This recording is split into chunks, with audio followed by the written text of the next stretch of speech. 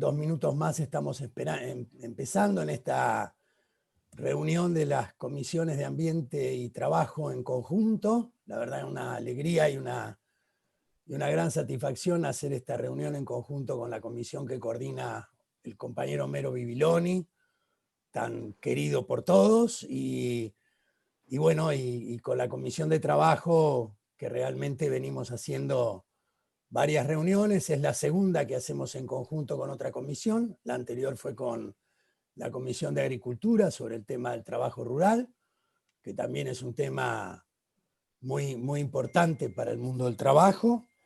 Y también esta de ambiente, ¿no? El tema del medio ambiente, del cuidado del planeta, bueno, todo lo que implica y todas las importancias que tiene, y no siempre la atención y las políticas orientadas a eso, y cómo el empleo también tiene mucho que ver, ¿no? Hoy tenemos la gran satisfacción, y yo en particular quiero agradecerle mucho a todos los que van a exponer hoy, y en particular a Ana Belén Sánchez, que es la especialista regional de la Organización Internacional del Trabajo en el tema de empleos verdes y economía verde, que ha gentilmente aceptado la invitación de poder participar y exponer en esta reunión.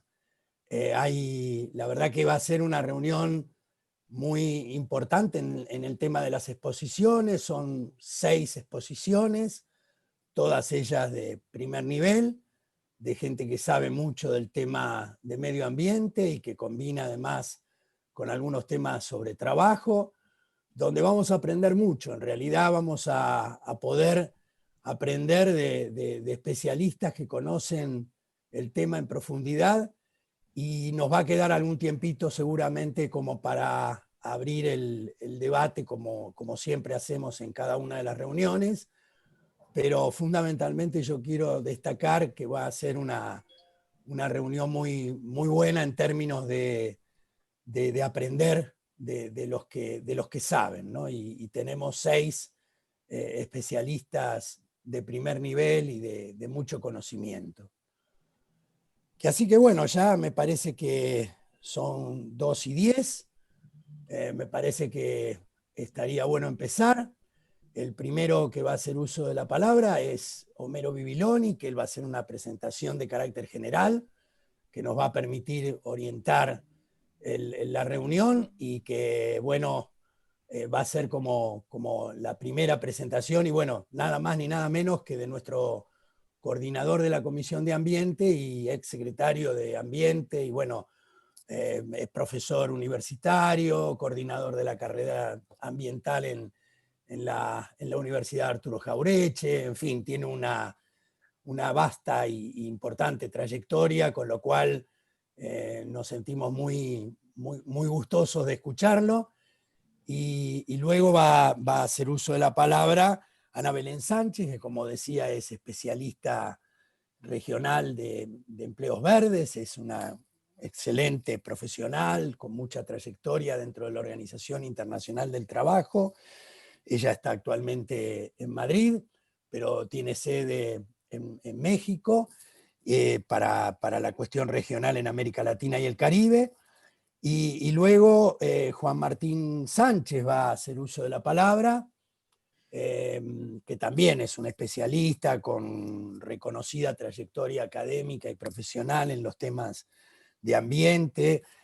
Luego va a estar Nazareno Castillo Marín, que fue director también en la Secretaría de Ambiente, y él es un especialista en calentamiento global. Creo que es un tema que también muy importante. Para luego pasaríamos a María Castillo, que es la actual directora de reciclado en el Ministerio de Desarrollo Social. Realmente una compañera con mucha trayectoria y con mucho conocimiento del territorio, porque ella es una militante social, una comprometida militante social, que nos va a aportar la mirada desde ese lugar y desde un tema tan importante como es el tema del reciclado, del cuidado del ambiente, de lo que significa un tema tan complejo y tan importante.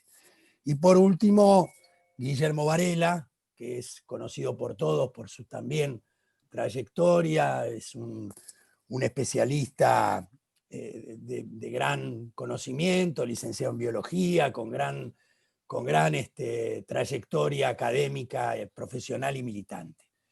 Que así que bueno, hechas las presentaciones, ahora vamos uno atrás del otro, y entonces yo ya me callo y lo dejo a Homero en uso de la palabra y de la pantalla. Adelante, Homero.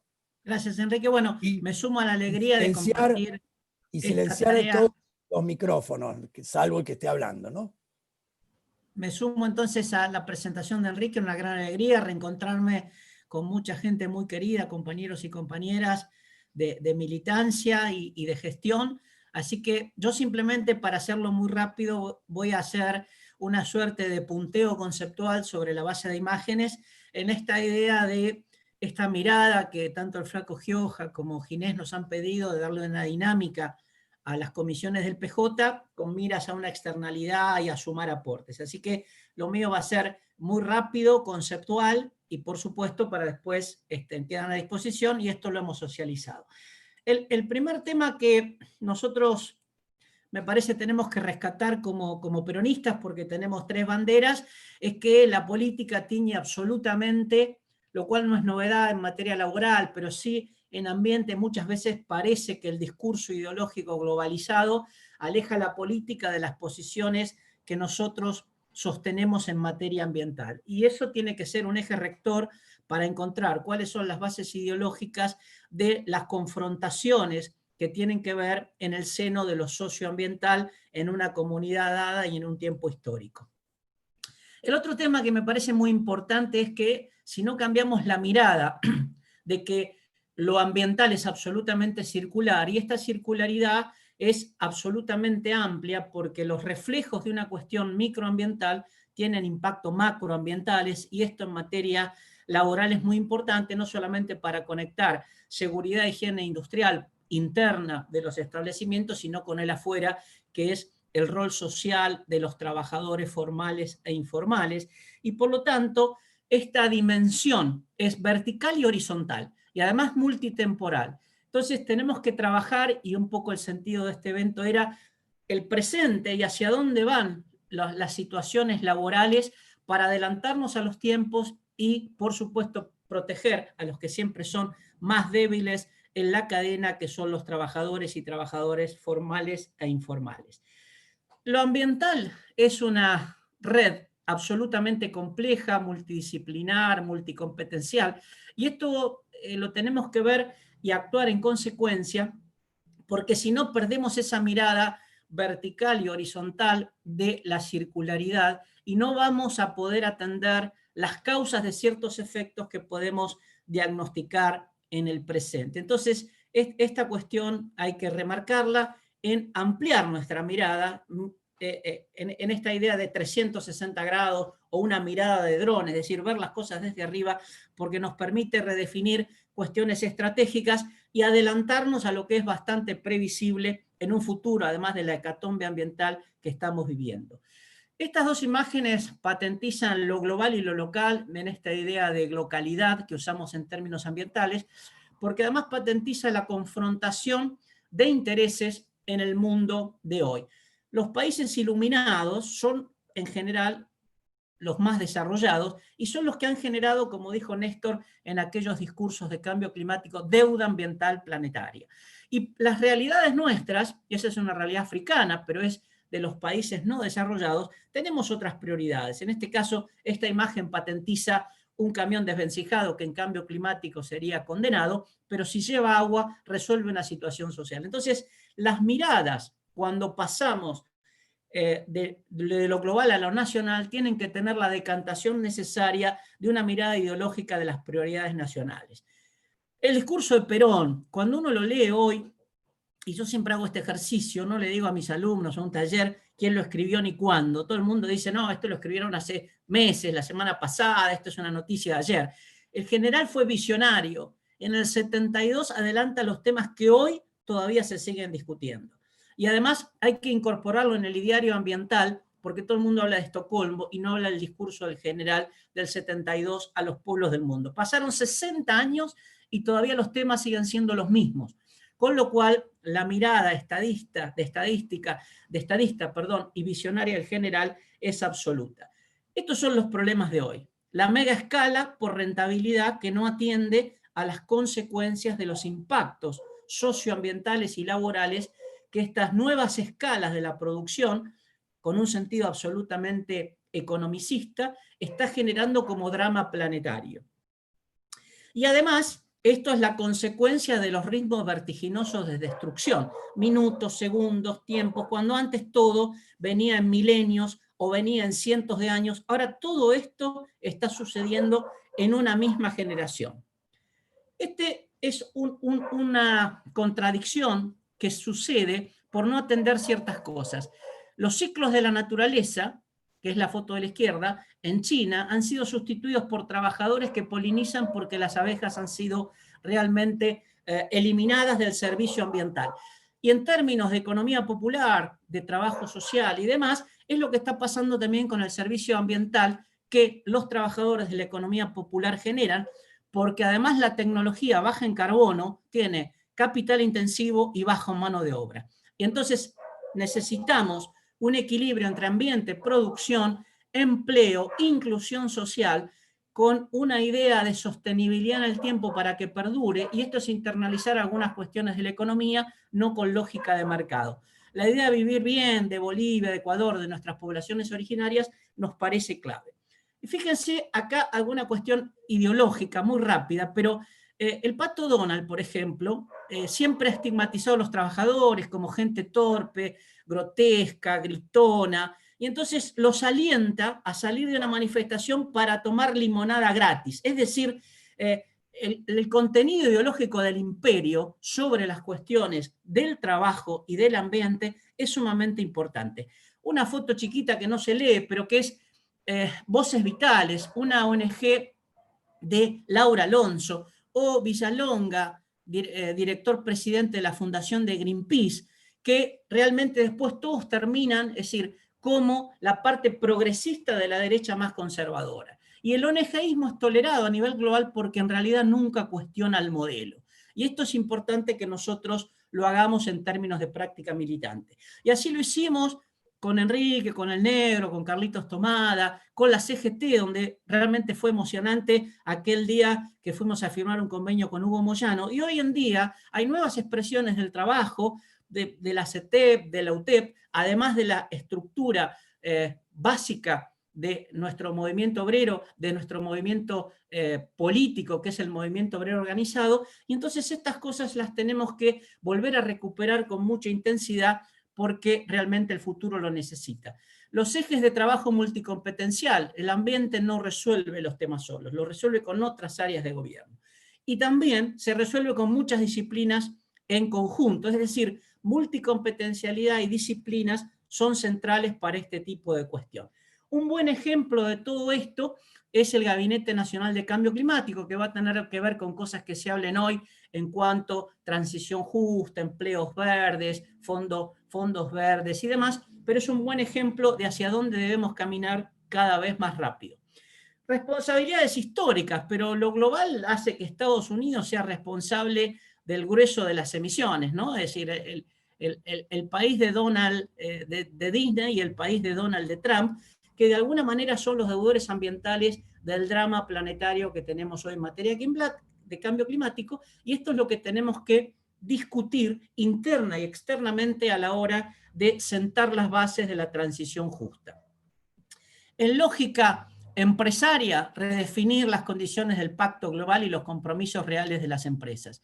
Las empresas tienen, digamos, una especie de imagen o aura verde, porque es políticamente correcto, pero sus niveles de inversión en el tema son mínimos. Y por otro lado, y ya para ir terminando, es esta idea de la economía circular que le tenemos que dar inexorablemente una mirada social, porque la economía circular, como está planteada ahora, tiene una lógica de solo beneficio empresario. Por lo tanto, la cuestión de los trabajadores formales e informales tiene que estar necesariamente asociada a una redefinición y discusión con empresas y las corporaciones o las cámaras que las aúnan.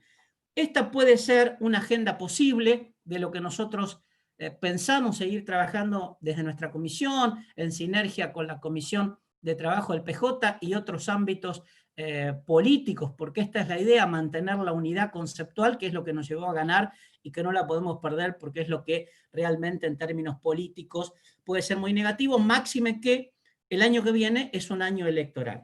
Y finalmente, un tema que me parece muy importante es el rol de las universidades. Nosotros a través de la Jauretche, con distintos sistemas asociativos, pero realmente gestionar en términos públicos, sin un fuerte apoyo de las universidades públicas, esas que se desparramaron afortunadamente, gracias a Néstor y Cristina, por el conurbano, es muy difícil traccionar rápido desde municipios, desde provincia y aún desde nación para dar saltos de calidad en términos de lo que nos convoca. Y por lo tanto, hasta aquí llego yo y he estado en 10 minutos 28 segundos. Gracias, compañeros. Excelente, Homero, de una gran capacidad de síntesis y de profundidad. En 10 minutos pusiste un montón de temas y una claridad conceptual e ideológica realmente impresionante. Es digno de un profesor universitario y militante de las causas populares. Gracias, Homero. Muy bueno y muy movilizante. Ana Belén, no sé si estás ahí, habilita el micrófono.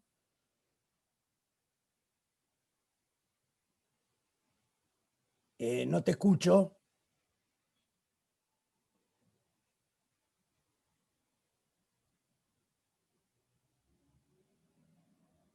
No te encuentro. Ahí.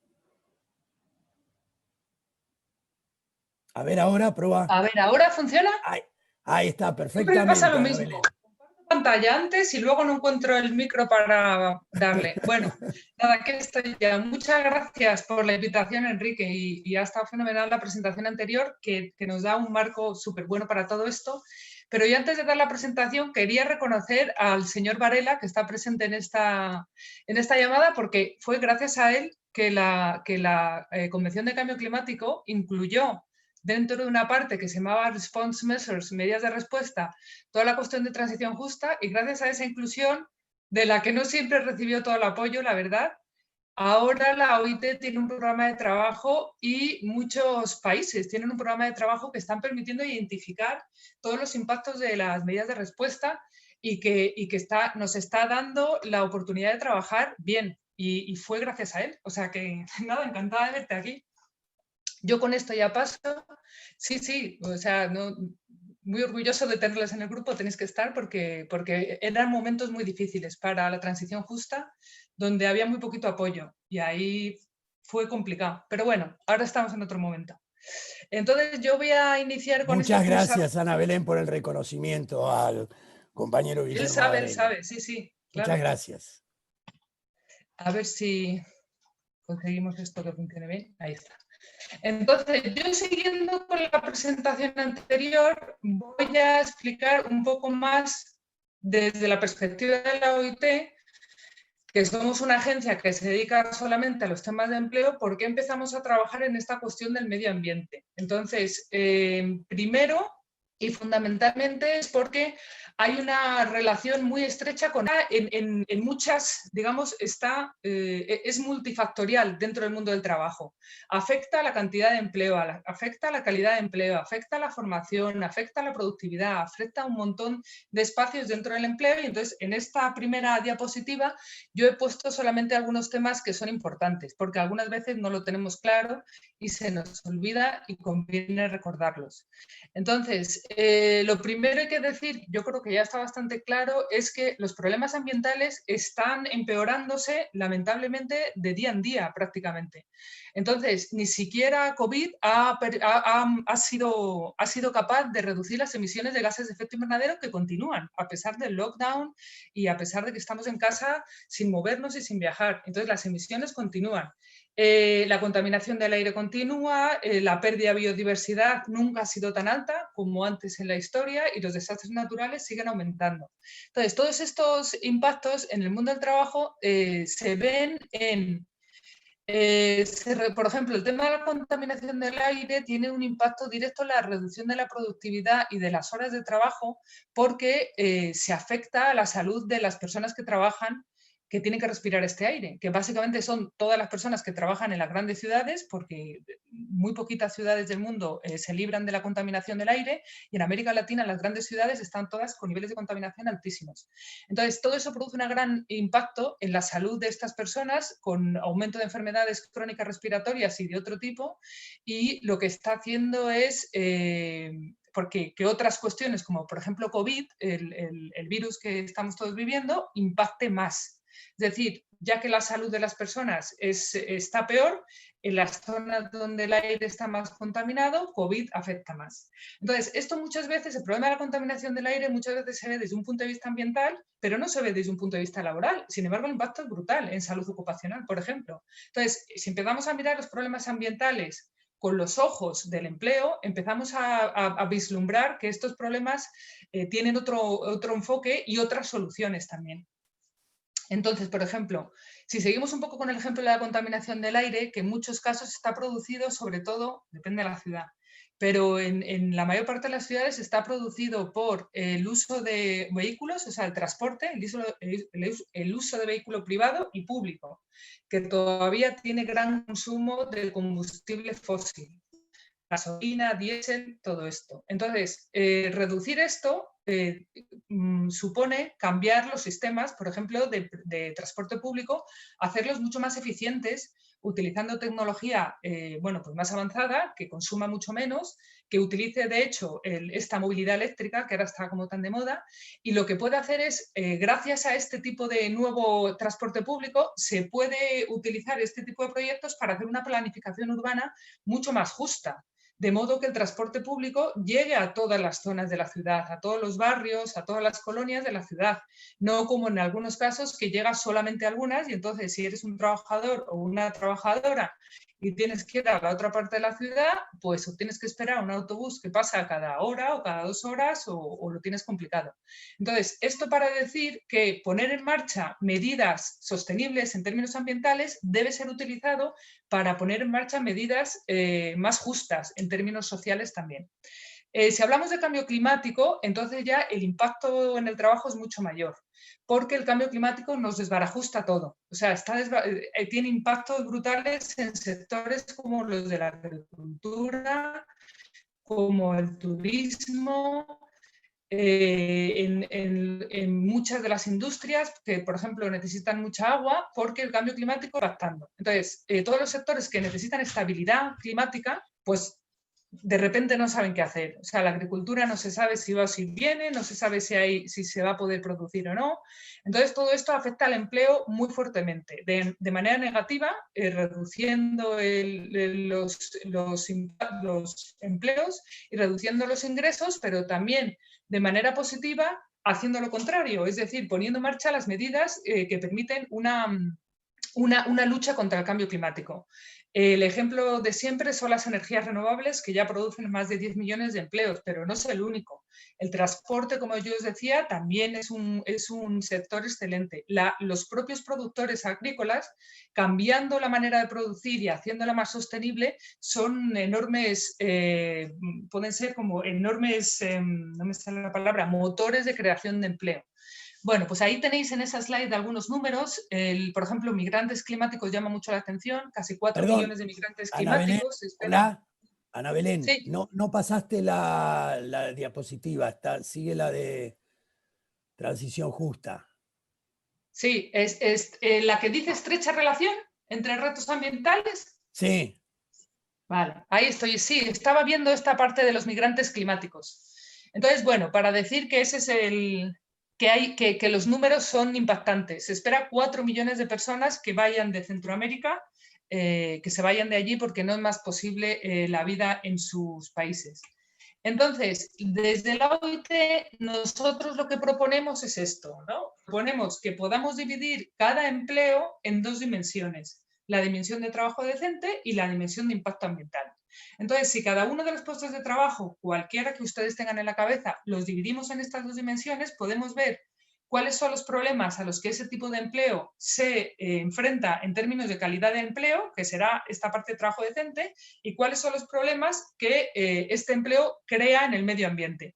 Entonces, tenemos algunos casos interesantes como esta foto de la arriba izquierda, que es este señor que está separando la basura y que en principio forma parte de la economía circular, pero sus condiciones de trabajo a nadie se le escapa que son muy lejos del trabajo decente, porque es un trabajo informal, porque no tiene ningún tipo de protección de salud ocupacional, porque los ingresos dependerán mucho de lo que pueda separar, no tendrá acceso a la seguridad social. Entonces, para nosotros, el objetivo dentro de la OIT y de esta idea de la transición justa es tratar de movernos a lo largo de esta línea verde. Es decir, que se mejore tanto el trabajo decente, la calidad del empleo, como el impacto ambiental. De modo que podamos tener empleos que a la vez crean buenos puestos de trabajo, con buenos ingresos, con igualdad de género, con todo esto, y que a la vez reduzcan o minimicen el impacto ambiental de ese sector. ¿Esto qué significa? O sea, ¿esto qué significa en términos de empleo? Pues significa enormes impactos, porque ya habrá muchos sectores que tengan que cambiar completamente.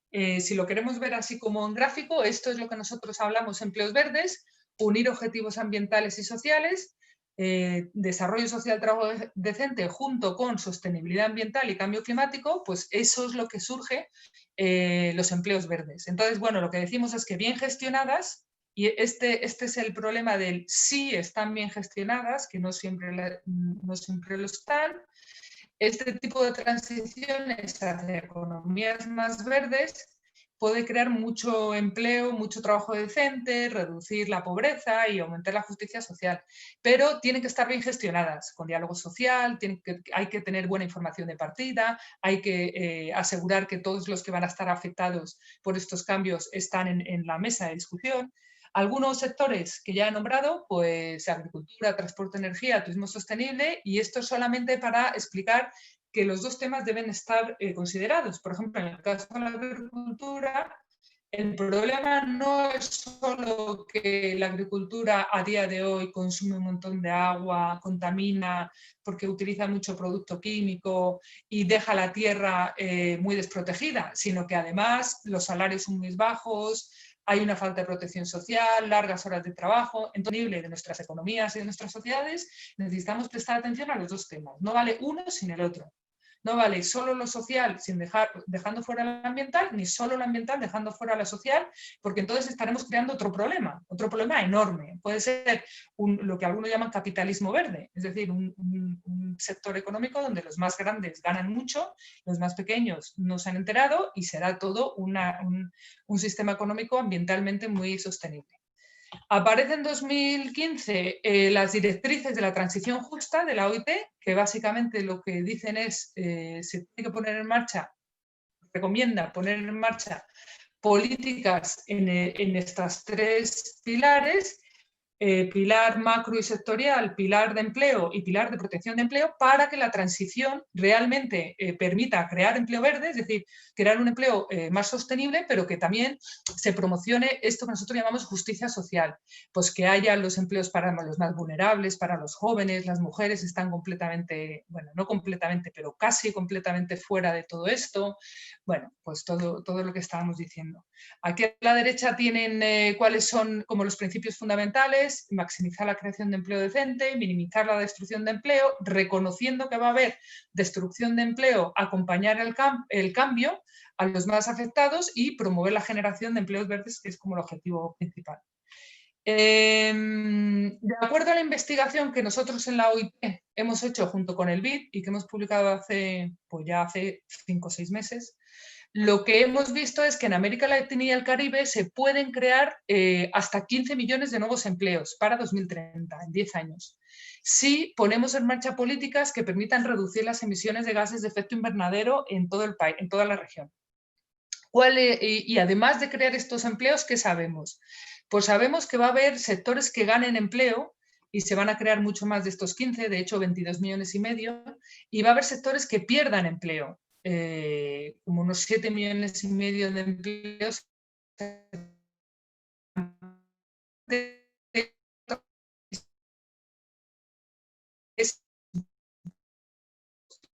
crecimiento van a ser sobre todo como tres. El de las energías renovables, el de la agricultura y no sé cuál era el otro. Y toda como la parte que tiene que ver con esa mayor eficiencia de recursos que tiene más que ver como con la economía circular. Y los sectores donde se va a perder el empleo son directamente los combustibles fósiles, gas, petróleo, carbón, y ganadería. ¿Por qué ganadería? Que esto es un sector que igual en Argentina puede doler un poco. Porque las dietas deben cambiar si queremos vivir en una sociedad más sostenible, porque el consumo de carne es ambientalmente, digamos, con una huella ambiental mucho más alta. No es lo mismo producir carne de una manera que de otra, intensivo que extensivo, pero eso es lo que dice en la investigación. Entonces, 2 temas más solamente de esta investigación. El foco debe estar en la formalidad del empleo, porque 1 de cada 2 trabajadores en la región son informales y muchos de los 15 millones de empleos que se pueden crear están enfocados o están teniendo mucha relevancia en los sectores donde esta informalidad es muy alta, por ejemplo, la agricultura. Entonces hay que poner el foco ahí. Y el otro punto es este que dice casi abajo de la diapositiva, que el 80% de este nuevo empleo será accedido por hombres y el 20% de este nuevo empleo será accedido por mujeres.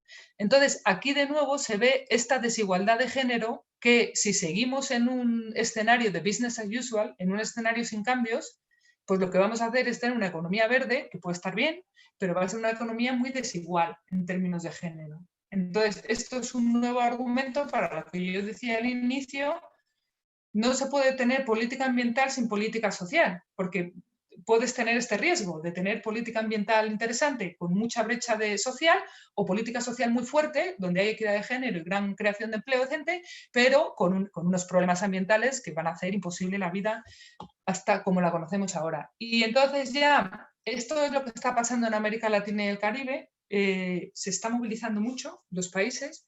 Estos son algunos ejemplos que ya tienen o bien programas o bien estrategias o ya han indicado que la transición justa es una prioridad. Entonces, Costa Rica, Ciudad de México, Colombia, Argentina, porque ahí tenemos a los compañeros en la OIT trabajando con el programa PAGE y otras cosas. Y en el Caribe tenemos Guyana y Barbados, que está haciendo alguna cosita, y Chile. Chile es un país que está avanzando muchísimo en los últimos 6 meses.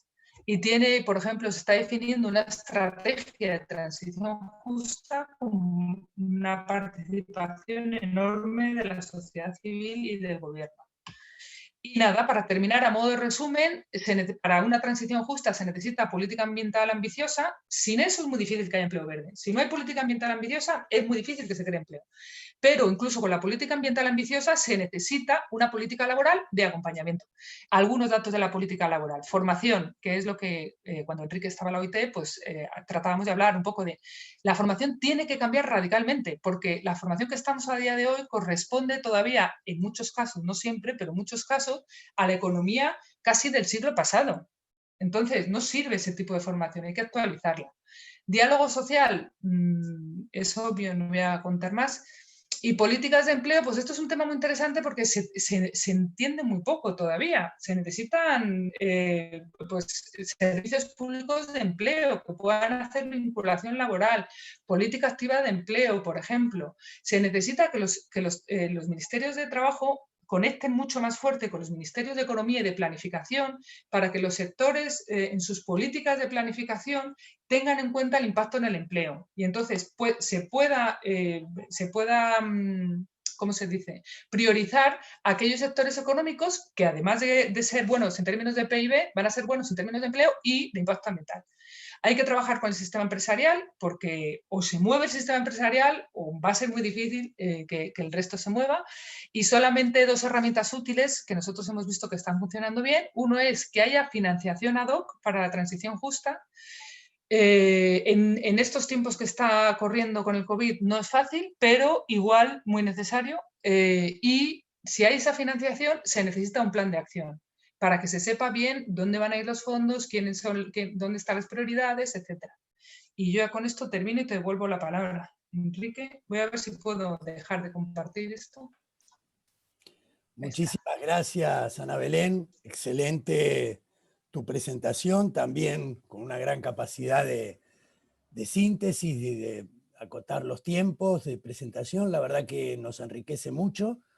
Nos preocupa esto de la carne porque somos un país que comemos mucha carne y tenemos muchos asados, que así que vamos a ver cómo nos arreglamos, pero bueno, hay datos muy importantes que has planteado y que realmente nos van a ayudar a pensar y a trabajar, y lo importante también del apoyo de la OIT de Buenos Aires a través del programa PAGE, que seguramente nos permitirá también implementar algunas acciones. Y así que bueno, gracias Ana Belén. Estás liberada cuando tú quieras, te puedes quedar todo el tiempo como prefieras, pero bueno, sabemos que estás en otro uso horario y entonces estás con plena libertad y realmente muchísimas gracias por tu generosidad y por tu participación. Ahora le voy a pasar la palabra a Juan Martín Sánchez. ¿Estás por ahí? Juan Martín. Acá estoy, Enrique, gracias. Perfecto. Te Adelante. agradezco. Bueno, en primera instancia quería hacerle extensivo los saludos de Rubén Cortina. Rubén Cortina es el presidente mundial de Uniglobal Union. Para quienes por ahí no están tan familiarizados, Uniglobal Union es la federación sindical mundial que agrupa y representa a todos los sindicatos y trabajadores del mundo del sector finanzas, servicios y comercio. Son alrededor, un poco más de 20 millones de trabajadores, un poco más de 2.000 sindicatos en el mundo. En principio, agradecerles la invitación, hacerle extensivo el saludo, y de mi parte agradecerte a vos, muy particularmente también a Homero, y al Negro Varela, que cuando yo era un joven que estaba representando los sindicatos de América, y entendíamos que la cuestión ambiental tenía mucha llegada a los jóvenes y necesitábamos información, el Negro se acercó y ahí empezamos un largo camino con esto. Así que bueno, hechas los agradecimientos, empiezo con la presentación. Muy buena la presentación de Ana Belén.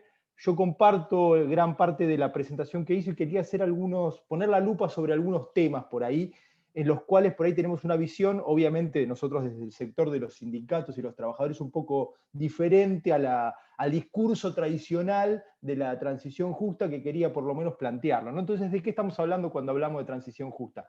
En general hablamos de el abandono de un mundo con patrones de producción y consumo insustentables, basado en una matriz de combustible fósil, con desigualdad, sin inclusión social, a otro mundo hipotético donde tendríamos energías renovables, habría inclusión y habría trabajo decente.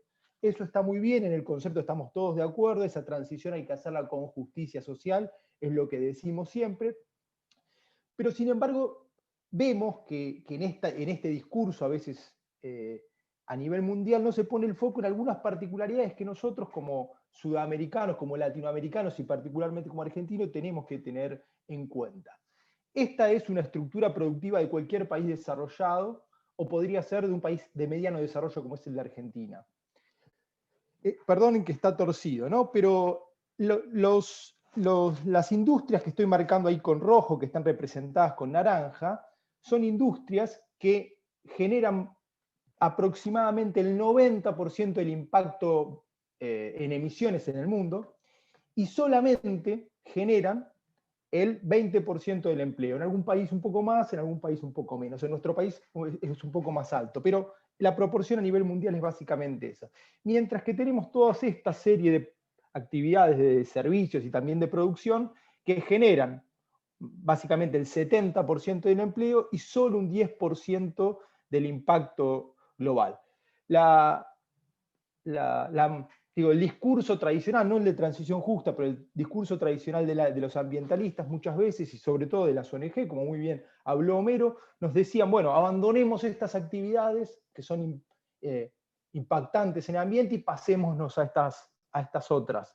Bueno, esto, si vemos de qué actividades estamos hablando, esto para un país como Argentina es imposible. No podríamos hacer eso nunca, porque ¿de qué actividades estamos hablando? Generación de energía, transporte, actividades extractivas, agricultura, ganadería, pesca, minería. Es la base de la Argentina, de nuestro sistema productivo actual. Argentina no podría abandonar esas actividades y pasar a las otras libremente. Lo tendría que hacer, sí, obviamente, a través de una transición con justicia social que implica un montón de de recalificaciones de los trabajadores, de generaciones de nuevos sectores y demás, pero no lo podría hacer libremente. ¿Qué hacemos? ¿Tiramos a los trabajadores por la ventana? No lo podríamos hacer.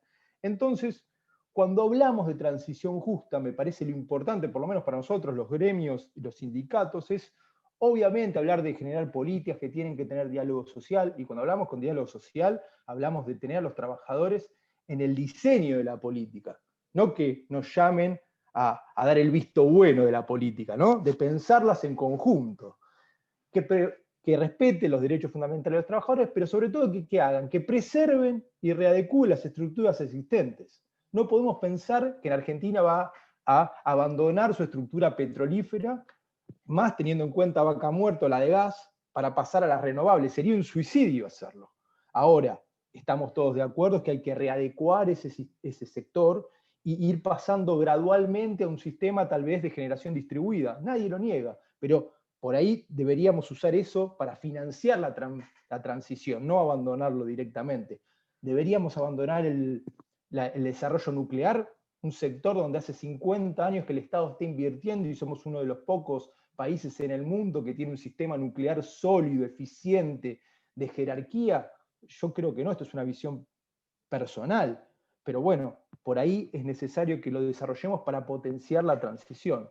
Obviamente que maximizar la creación de empleo decente, estamos totalmente de acuerdo en eso, la transición justa debería proteger a los trabajadores, minimizar la destrucción de los sectores que se vean, que van a cambiar por las tecnologías, por los impactos del ambiente, por todas estas cosas que vienen por el COVID que nos cayó ahora, digo, pero hay que minimizar la destrucción, acompañar a los trabajadores que pierden el empleo con políticas estatales, y obviamente, bueno, promover la generación de empleos verdes, que es el tema que vamos a pasar ahora, ¿no? Para asegurar la inclusión de todos. Y cuando digo de todos, no digo solamente los trabajadores, porque hay bueno, no digo solamente los trabajadores asalariados, vamos a decir bien la palabra, ¿no? Digo de todos los trabajadores, porque hay un montón de trabajadores que no son asalariados y muchas veces no se los considera en esta ecuación, ¿no? Entonces, también ocuparse de ellos.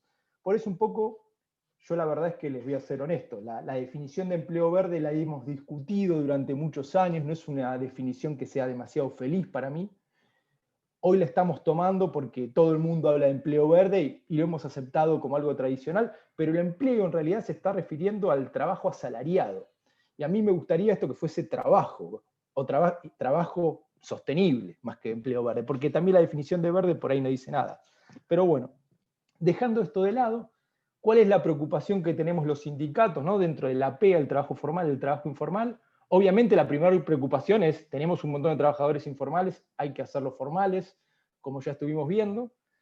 Y luego, dentro de los trabajadores formales y los trabajadores informales, tenemos un montón de trabajo ambiental, por así decirlo. Trabajadores que se ocupan de la gestión de nuestros recursos naturales, que tratan nuestros efluentes, que están en la economía circular, trabajando con la basura y con los residuos. Bueno, obviamente esos no están incluidos en la definición de empleo verde o de empleo sostenible, y no, digo, los gremios, nuestra preocupación es cómo hacemos para que una Argentina de futuro pueda incorporar a todos estos trabajadores que están en el empleo verde, que están en el empleo ambiental, en el empleo verde, ¿no?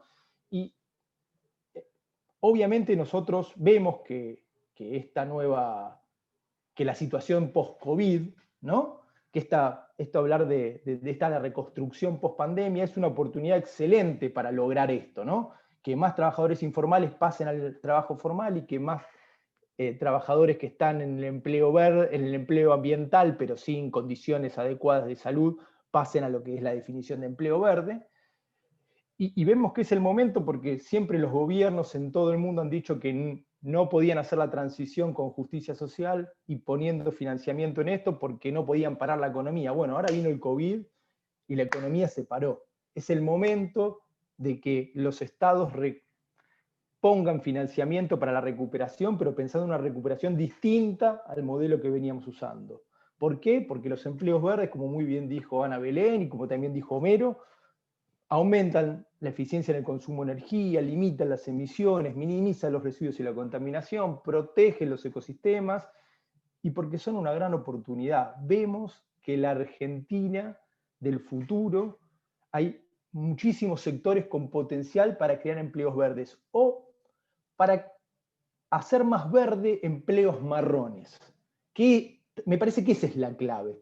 Porque siempre hablamos de empleos verdes y nos quedamos cortos. Que si solo tocamos los empleos verdes, si solo nos importan los empleos verdes, que son decentes, que no contaminan el medio ambiente, dejamos un montón de cosas afuera. Me parece que lo importante, o por lo menos es una visión que compartimos algunos dirigentes sindicales, no es solamente el empleo verde, sino cómo enverdecemos el marrón, ¿no? Entonces, obviamente, tenemos empleo verde en agricultura, en silvicultura, en ganadería, en gestión del agua, en forestal, pero nos interesa enverdecer la construcción, nos interesa la transición energética. Nuevamente, acá tengo que poner el punto y hacer una aclaración.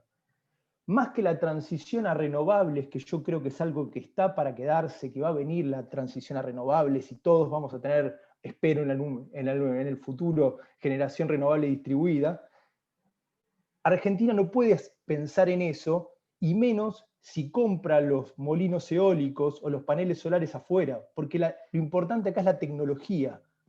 Entonces, si nosotros pensamos que la revolución verde va a venir comprando tecnología afuera, esa revolución ambiental, esa transición no existe.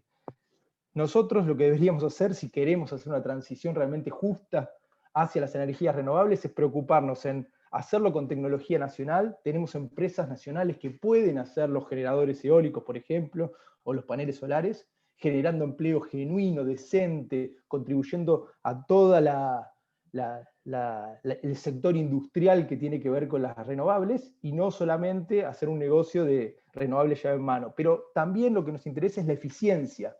Hay estudios que dicen que el gran potencial de las energías renovables en América Latina no está en la generación distribuida ni en la generación de renovables, sino en la eficiencia, en cómo mejorar y hacer más eficientes las estructuras vigentes. Entonces, bueno, ahí está la manufactura, el turismo, lo mencionaron, ahora con el COVID no podemos, pero ahí hay un nicho muy importante para empleo verde, el transporte, los residuos, y me quería pasar un poco más a esto de las oportunidades para la reactivación, ¿no? Que están en el sector de la salud y el sector del cuidado, que todos hemos descubierto ahora en el COVID que eran esenciales. ¿Cómo no van a ser esenciales los compañeros de la sanidad y de la salud?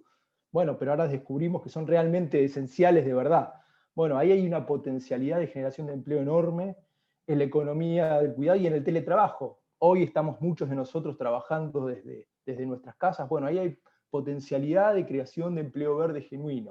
Pero bueno, ¿qué es lo que necesitamos o cuáles son los desafíos? Decimos nosotros desde los sindicatos.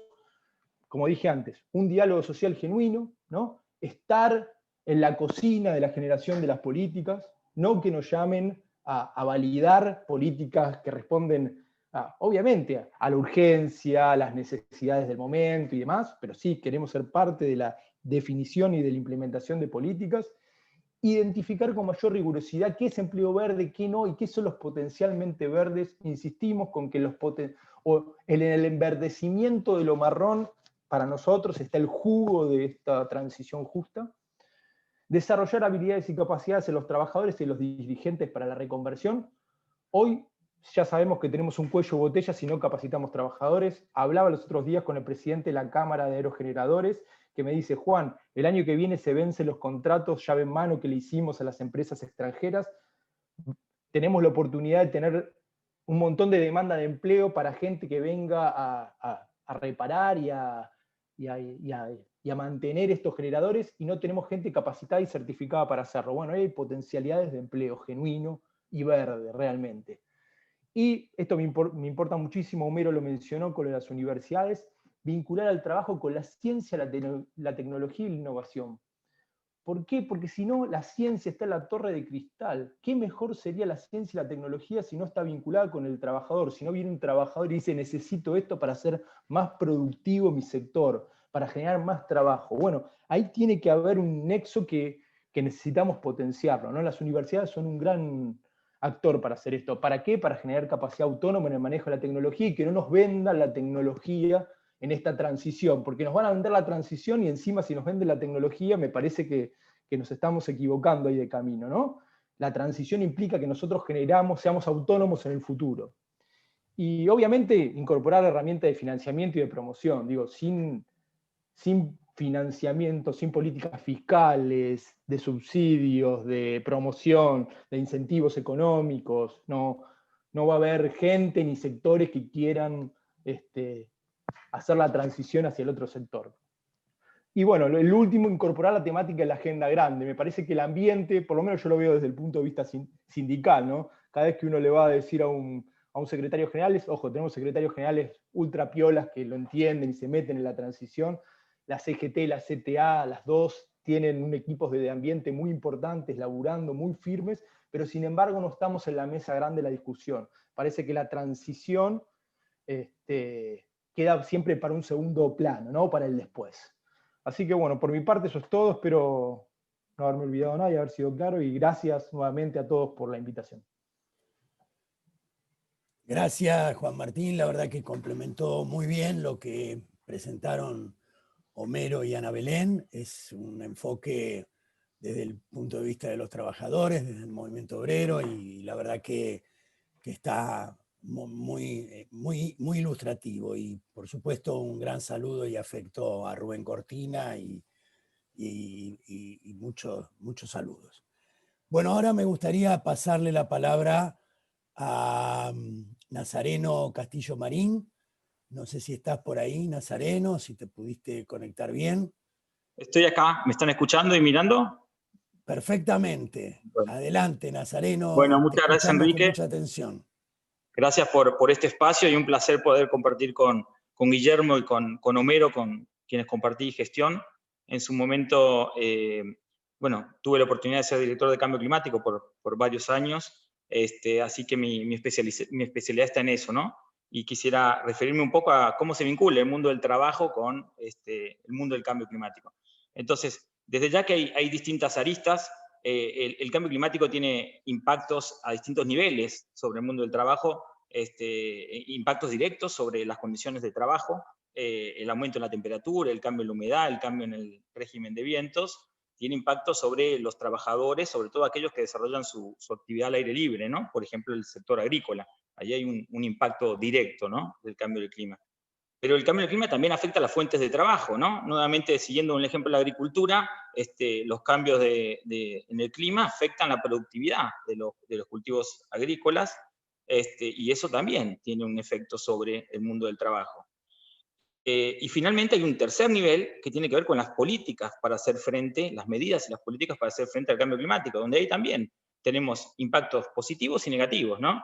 Hay sectores que se ven perjudicados en este proceso de ir hacia un mundo en el que cada vez hay menos emisiones. Claramente, como mencionaron otros panelistas, el sector de la industria fósil, del carbón, del petróleo y del gas, son sectores que van a perder empleo seguramente, y hay sectores que se ven beneficiados, como es el sector de las energías renovables, ¿no?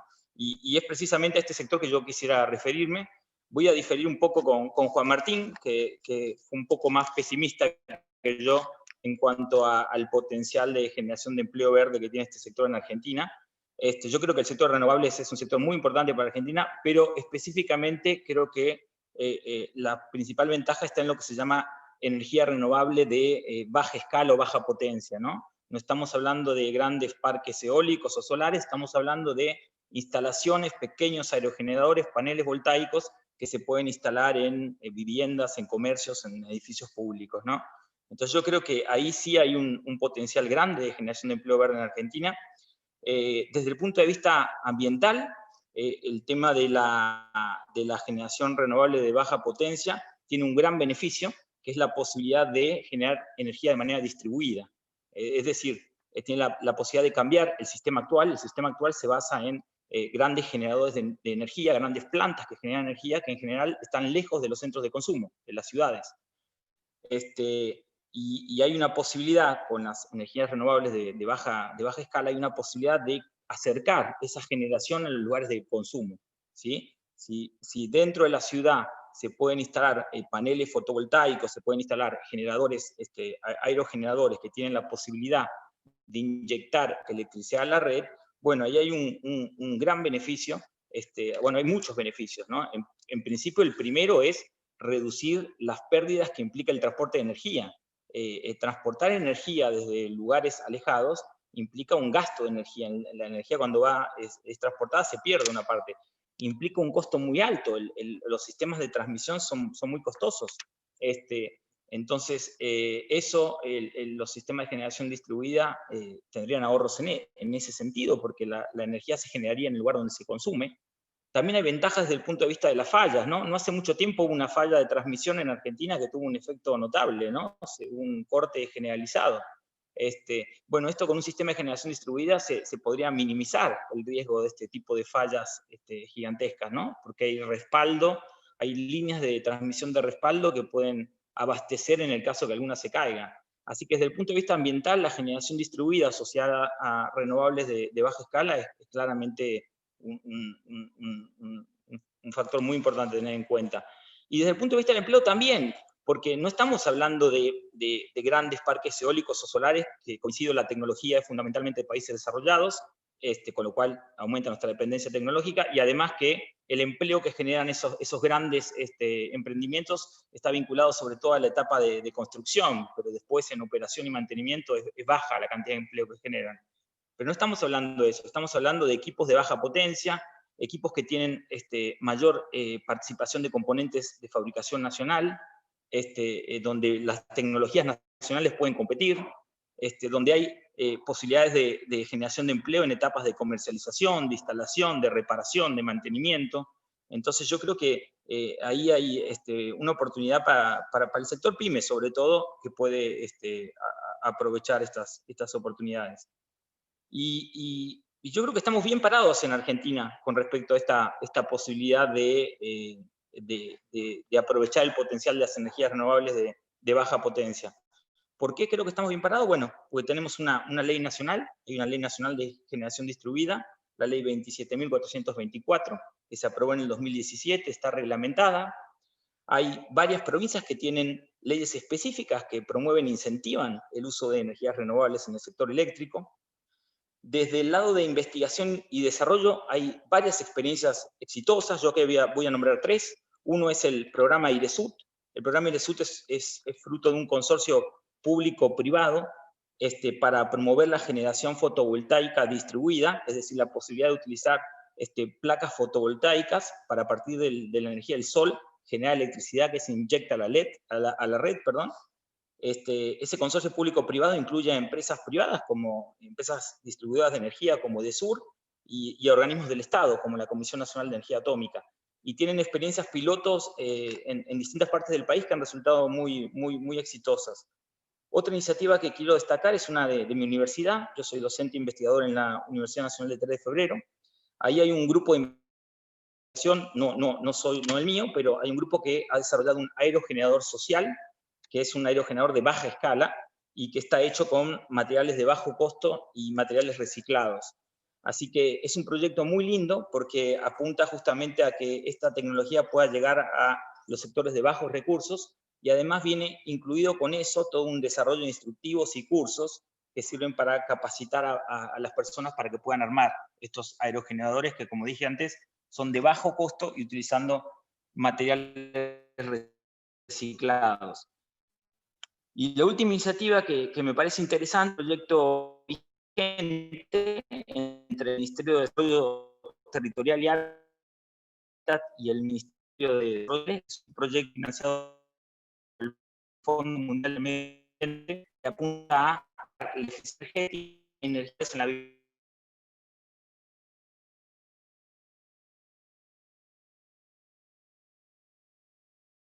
Te perdimos, Nazareno.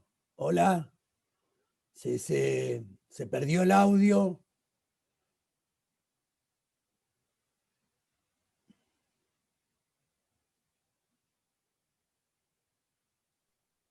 Hola. Me fui de imagen, ¿verdad? Ahora estás de nuevo, sí. Perdón, estoy en una quinta, así que el sistema es un poco endeble, pero yo terminando igual. Entonces, ese proyecto también es muy interesante porque, digamos, tiene esta idea de incorporar a la vivienda social la energía renovable y la eficiencia energética, no algo que parecía más vinculado hasta ahora más a los lugares de altos recursos. Bueno, esto también puede llegar a la vivienda social y puede ser muy importante. Desde el lado también de las competencias laborales, el INTI ya tiene más procesos de certificación ya disponibles para instaladores de sistemas solares térmicos, desde calentadores, calefones solares, para calentar agua a partir de energía del sol, y también tiene un proceso de certificación terminado para generadores, aerogeneradores de baja potencia. Es decir, que desde el lado de la certificación laboral también hay avances, desde el lado del INTI. Entonces, resumiendo, yo creo que este sector, el cual estuve hablando de energías de baja escala, vinculado a esta actividad de generación distribuida, tiene un gran potencial de desarrollo del país, tiene potencial de generar muchos nuevos empleos verdes, y bueno, creo que puede ser interesante que la comisión trabaje como una de las líneas de trabajo ¿no? Creo que es lo importante. Muchas Con gracias, eso Nazareno. termino, Enrique. Muchas gracias, Nazareno. La verdad que un enfoque también interesante y importante de tu presentación, que complementa lo que veníamos escuchando. Y ahora me gustaría pasarle la palabra a una compañera militante del campo popular con experiencia concreta en el territorio, con una gran trayectoria de militancia y hoy directora nacional de reciclado. Y creo que ella nos puede dar una visión bien importante de algo que es una gran preocupación en materia de medio ambiente y en materia de trabajo, que algunas referencias se hicieron, pero seguramente ella nos podrá ilustrar mucho mejor desde una perspectiva más cercana al territorio y a la realidad concreta. María, gracias por estar con nosotros y adelante. Bueno, buenas tardes, gracias por la invitación. Y nada, yo creo que voy a hablar del laburo en territorio que quizás conozcan, pero que es un grave problema actualmente y hace mucho tiempo. Una cosa, yo siempre aclaro, una cosa es lo que todos queremos hacer y otra cosa es la realidad que tenemos en el territorio, que es bien cruda, digamos.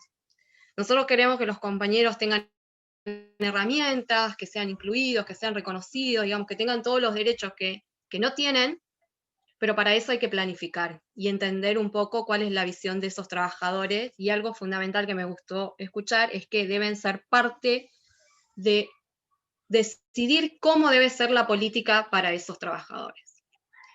Y eso es el puntapié, digamos, para que entienda por qué hoy una cartonera está en el Estado tratando de impulsar políticas públicas que incluyan al sector. Y que eso significa poder armar un incipiente Argentina Recicla. Yo digo incipiente porque para mí hay muchas cosas más que agregarle a Argentina Recicla que no sean solamente herramientas, sino que vaya acompañado un proceso de organización general en los diferentes espacios o municipios que se va a trabajar alrededor de todo el país. Para tener idea de cuál es esa realidad cartonera en la Argentina, tenemos los basurales, que es lo más grave que tenemos en el país y es la condición más extrema en la que se está laburando, que la realidad en ese espacio es vivir, literal, vivir, y en algunos casos llegar a morirse. Y vivir no es solamente la persona que recupera el material, desde que se puede levantar, no sé, 5 o 6 de la mañana, que entra el primer camión, hasta el último camión que llega, y eso significa la madrugada, con una lucecita acá en la frente, viendo cómo recupera el material, sino que todo lo que ustedes tienen, esa comodidad en su casa, ellos la llevan a ese lugar, a ese basural, sin ninguna condición, sin ningún derecho, sin ningún acompañamiento. Y no solamente ellos, sino su familia, que termina siendo una cultura de acostumbrarse a vivir en esas condiciones y con la misma metodología de trabajo. Y eso es terrible. Sí, no puede suceder ni en la Argentina ni en ningún lugar del mundo que la gente siga trabajando en esas condiciones y sin derecho. Después pasamos a la organización popular, que son los compañeros que terminan organizándose en cooperativas y que le pelean todos los días a la organización de la cooperativa. Porque La cooperativa es el modelo para mí a seguir, que es un modelo donde ganancia o pérdida es exactamente la misma, pero todos tienen la convicción de que si no se organizan no hay modelo de trabajar, no hay alguien que acompañe ese proceso, lamentablemente. Y lo digo yo siendo parte del Estado, pero también lo digo siendo cartonera hasta el mes de noviembre. Y esta organización en cooperativas lleva mucho proceso, porque muchos de esos compañeros que constituyen las cooperativas, lamentablemente algunos no saben ni leer ni escribir. Y otros tienen su secundario, otros podemos tener la oportunidad quizás de iniciar la universidad, pero paralelo a eso también organizar una cooperativa significa empezar a tener conocimientos que no lo teníamos, que es cómo armar una cooperativa, qué conlleva armar una cooperativa administrativamente y con costos, porque seamos reales. Llevar una cooperativa adelante se lleva el 50% de los costos que ingresa. Costos que todos los días tenés que salir y lucharla. Costos que son difíciles de afrontar, pero a pesar de eso hay muchas cooperativas que lo desarrollan. Y sobre todo el desarrollo de esas cooperativas es la educación y la creación de empleo. Y que en muchos de los casos quizás tienen la oportunidad de tener acompañamiento del Estado y en otros no. Que son las más que no, sobre todo, seamos reales en eso. Las que no tienen apoyo son, me diría yo, un 60%, 70%, que no tienen ningún tipo de apoyo.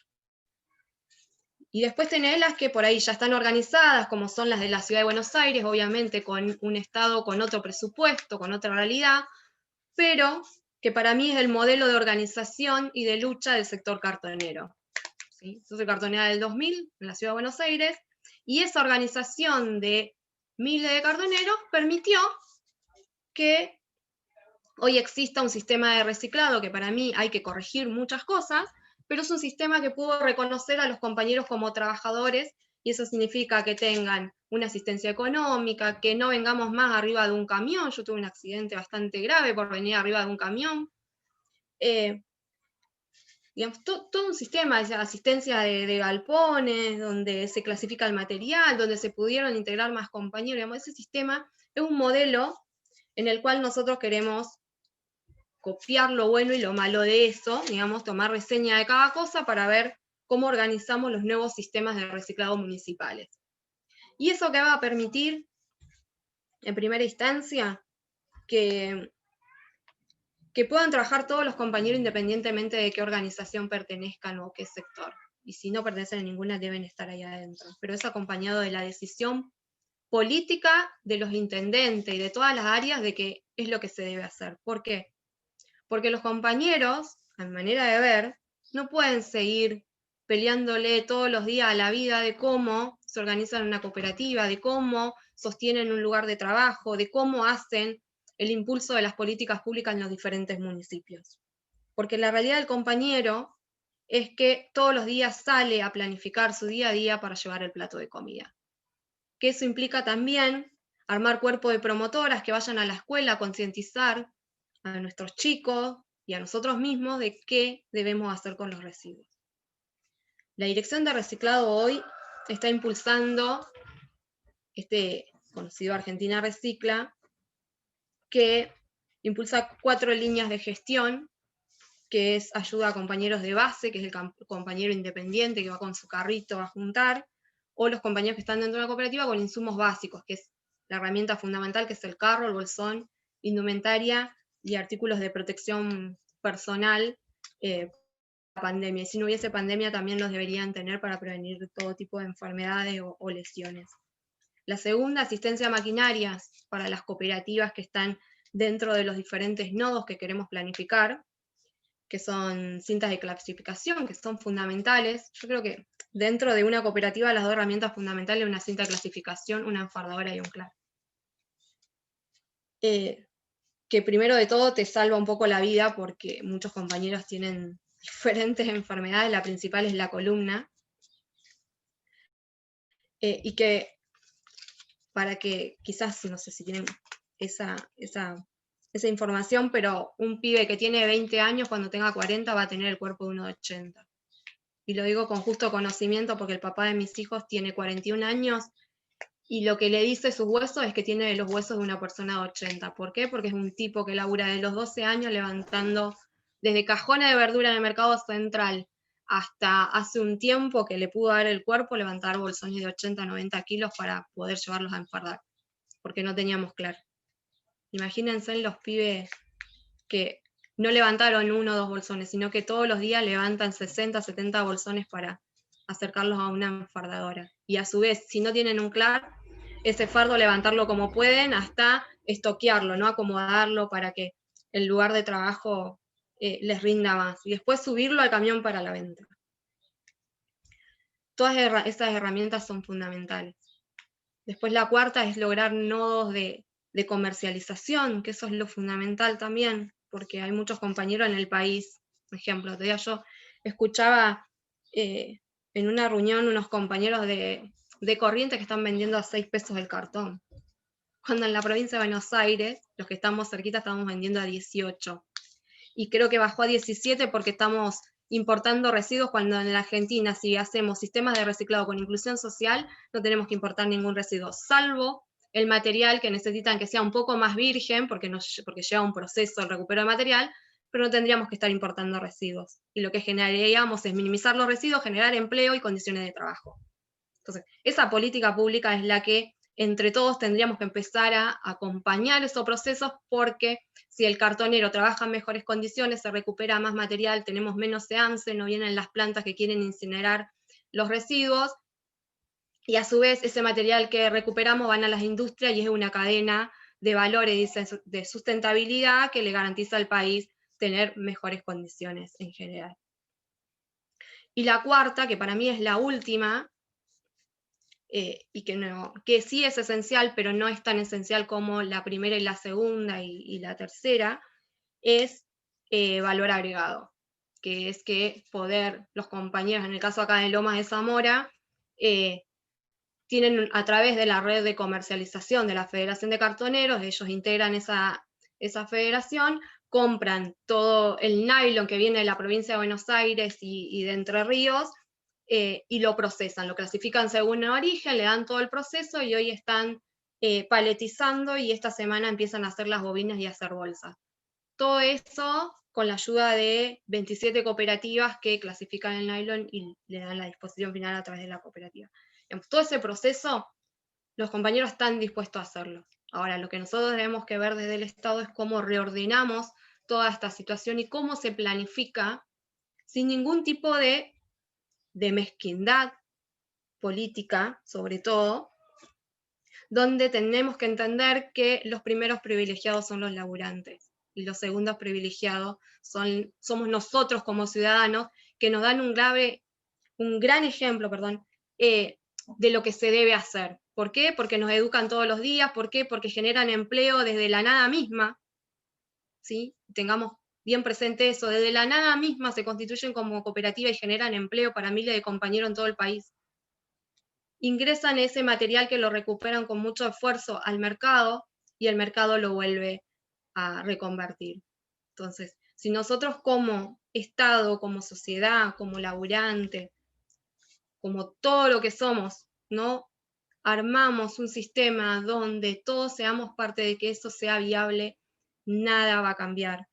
¿Sí? Vamos a seguir contaminando nuestro suelo, vamos a seguir colapsando los seances, no va a haber una política pública que integre a esos laburantes y sobre todo que les dé derecho arrebatado durante miles de años, derecho donde ustedes lo ven que van y exigen todo el tiempo en las calles. Y les soy sincero, es muy difícil laburar sin condiciones, es terrible. Por eso siempre digo, el que por ahí no entiende, que pegue un llamadito a cualquiera de las cooperativas que ven en Facebook y acérquense a ver cómo trabajan. Y no lo van a escuchar de mí por ahí, porque capaz dicen es funcionaria y viene y habla y dice no. Tengo mucho conocimiento de haberme aguantado 5 horas de ir al baño porque no tenía un baño donde hacer mis necesidades, comer arriba de un bolsón con mi platito encima de mis piernas, hasta no comer quizás 7 o 8 horas porque mi prioridad era cartonear para darle comer a mis pibes. Entonces, si nosotros a través de la experiencia que tenemos como trabajadores y todo el empuje que le estamos dando del Estado no hacemos que esas cosas cambien, la realidad va a ser la misma, va a pasar 4 años y vamos a seguir viendo a los compañeros trabajando en esas condiciones, vamos a seguir teniendo una ley de envase que va a seguir estancada en el Congreso, vamos a seguir importando residuos y vamos a ser el centro del mundo donde por traer residuos de afuera que realmente no son fiscalizados, nos vamos a llenar de basura, porque por algo los demás países como China y todos los demás no quieren más esos residuos. Entonces para mí va más allá de entender cuál es la realidad del cartonero todos los días. No se trata de que el Estado esté más presente y que podamos hacer las cosas con la convicción de que qué es lo que se debe hacer y por qué se debe hacer sobre todas las cosas. Es dignidad, trabajo y generar condiciones para esos trabajadores y para los nuevos trabajadores. No nos olvidemos de eso. La pandemia trajo miles de trabajadores más en el país y esos miles de trabajadores se sumaron a las condiciones pésimas de trabajo. Y sobre todo acompañar a las cooperativas que trabajan como cooperativas, no las cooperativas que son simuladas como cooperativas, lamentablemente, y le llenan el bolsillo a 2 personas y los demás siguen explotados como yo las conozco a muchas. Pero no vale la pena hablar de eso, sino sí reconocer el trabajo que hacen los y las compañeras todos los días, y sobre todo reconocer que el Estado hoy nos dio la oportunidad de ser parte de una construcción distinta, y tenemos 3 años, que es lo que nos quedan, de mostrar que las cosas a través de la economía popular se pueden hacer si hay predisposición, sobre todo. Gracias.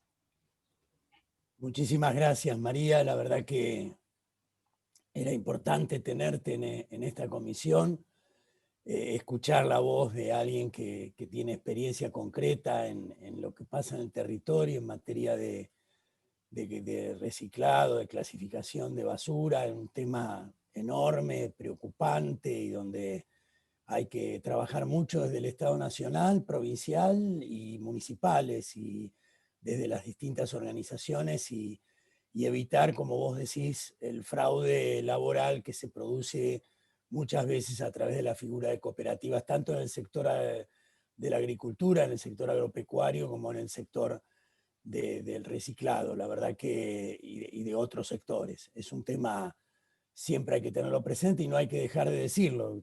Está muy bien que lo hayas planteado, porque en lo que son las relaciones laborales, el tema del fraude a través de cooperativas es algo de muchos años y que hay que ir transformándolo. Y realmente, nuevamente, muchas gracias por tu participación, y vamos a seguir en contacto contigo y ver qué podemos contribuir desde la Comisión de Trabajo y de Ambiente del Partido Justicialista, y apoyar a nuestro gobierno en todo lo que podamos. Para terminar con las exposiciones, que realmente han sido muy, muy, muy buenas y nos iluminan mucho para pensar y proponer y analizar y debatir estas cuestiones tan importantes como el medio ambiente y el trabajo, le doy la palabra a Guillermo Varela para que él haga la última exposición, la exposición de cierre, y luego abrimos a comentarios, reflexiones y preguntas que quieran hacer los compañeros que están participando de esta reunión. Guillermo, adelante. Hola, ¿qué tal? Buenas tardes. ¿Me escuchan bien? Muy bien. Bueno, primero quiero saludar a todos los presentes, a los conocidos y a los que no conozco, porque sé que somos todos parte, digamos, de una gran familia, que es el Partido Justicialista. Si en algún momento el movimiento obrero organizado, informal o formal, dejó de ser la columna vertebral del Partido Justicialista, por favor avísenmelo, porque yo no me enteré todavía. Pero parece que en los últimos 4 años algo pasó que destruyó el tejido social. Lo que María Inés acaba de contar a mí me interpela la falta, digamos, de una política de Estado presente durante el último quinquenio prácticamente en materia de trabajo y ambiente, me interpela todo aquello que fue dejado de lado y que venía con una dinámica muy importante en cuanto a la generación de políticas y la creación de empleo, de trabajo decente, de trabajo digno, de empleo verde, de empleo sustentable, de trabajo sustentable, como lo queramos llamar. Y esto me hace pensar que, y esto ya es una propuesta, a mí me hace pensar que sería importante que la Comisión Nacional del Partido Justicialista por ahí se ponga a pensar en algún espacio de gestión interdisciplinario y entre distintas áreas de la Administración Pública Nacional, coordinada tal vez con el Ministerio de Trabajo, para volver a generar ese espacio que durante 14 años existió y que tuvo logros muy importantes, tanto en el ámbito del trabajo formal como en el ámbito del trabajo informal. Dicho esto, yo es la primera vez que participo de un Zoom, así que me van a tener que tener un poco de paciencia si no puedo compartir la pantalla de lo que, porque no, la verdad que no estoy acostumbrado. Vamos a ver si puedo compartir. A ver. ¿Se ve algo? Y se ve perfecto, Guillermo.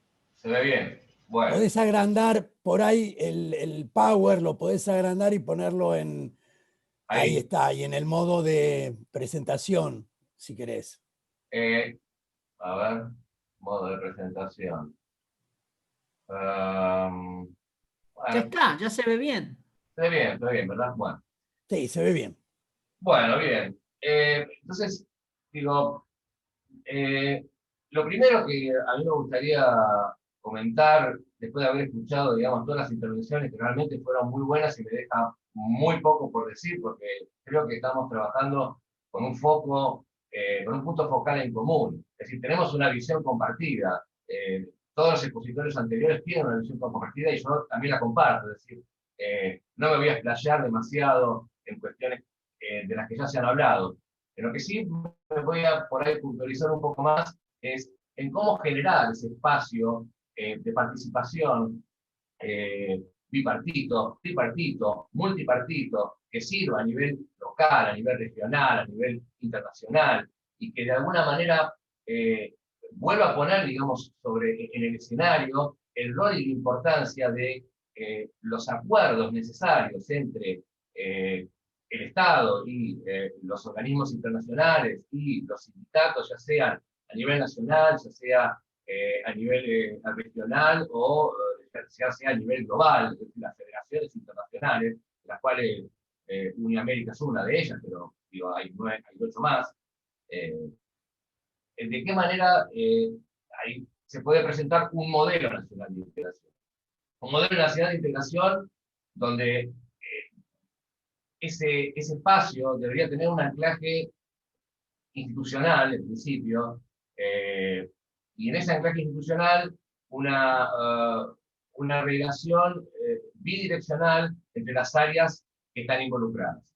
En este caso, la Comisión, digamos, de Trabajo y Ambiente, bueno, llevarlo a un plano, digamos, de integración con todos los actores y con todas las variables que cada una de esas áreas tienen. Y en ese sentido, a mí me parece que el gran desafío es la construcción, la constitución de una coordinación, es decir, la institución interna mediante una coordinación que pueda ser capaz de coordinar, digamos, los organismos de primero, segundo, tercer grado del movimiento obrero, formal e informal, en Argentina, con el Ministerio de Trabajo, con la Secretaría de Ambiente, y de ahí obtener, digamos, productos que sean básicos, digamos, para poder desarrollar políticas de Estado, políticas que perduren. Lamentablemente, al día de hoy yo veo que aquellas políticas que en algún momento se intentaron, digamos, llevar a cabo tuvieron una finalidad que tuvieron un final, una finalidad que no fue el esperado. Y eso fue en parte por falta de financiamiento. Esto es, yo creo además que el financiamiento va a ser una de las patas más importantes en la post-pandemia, porque, compañeros, no seamos, digamos, ingenuos. Acá, lo importante después de la post-pandemia, antes de que termine la pandemia, y luego en la post-pandemia, va a ser la generación de trabajo.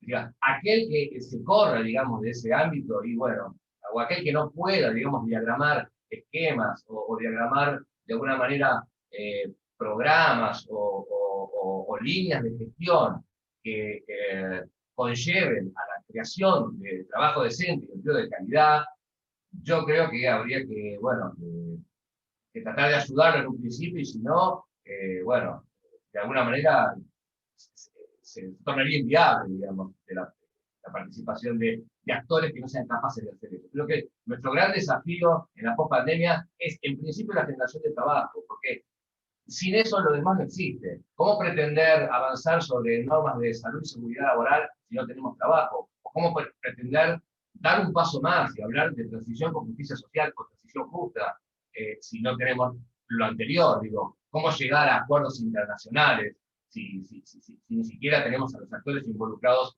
en una coordinación de las cuales salgan políticas de Estado en conjunto?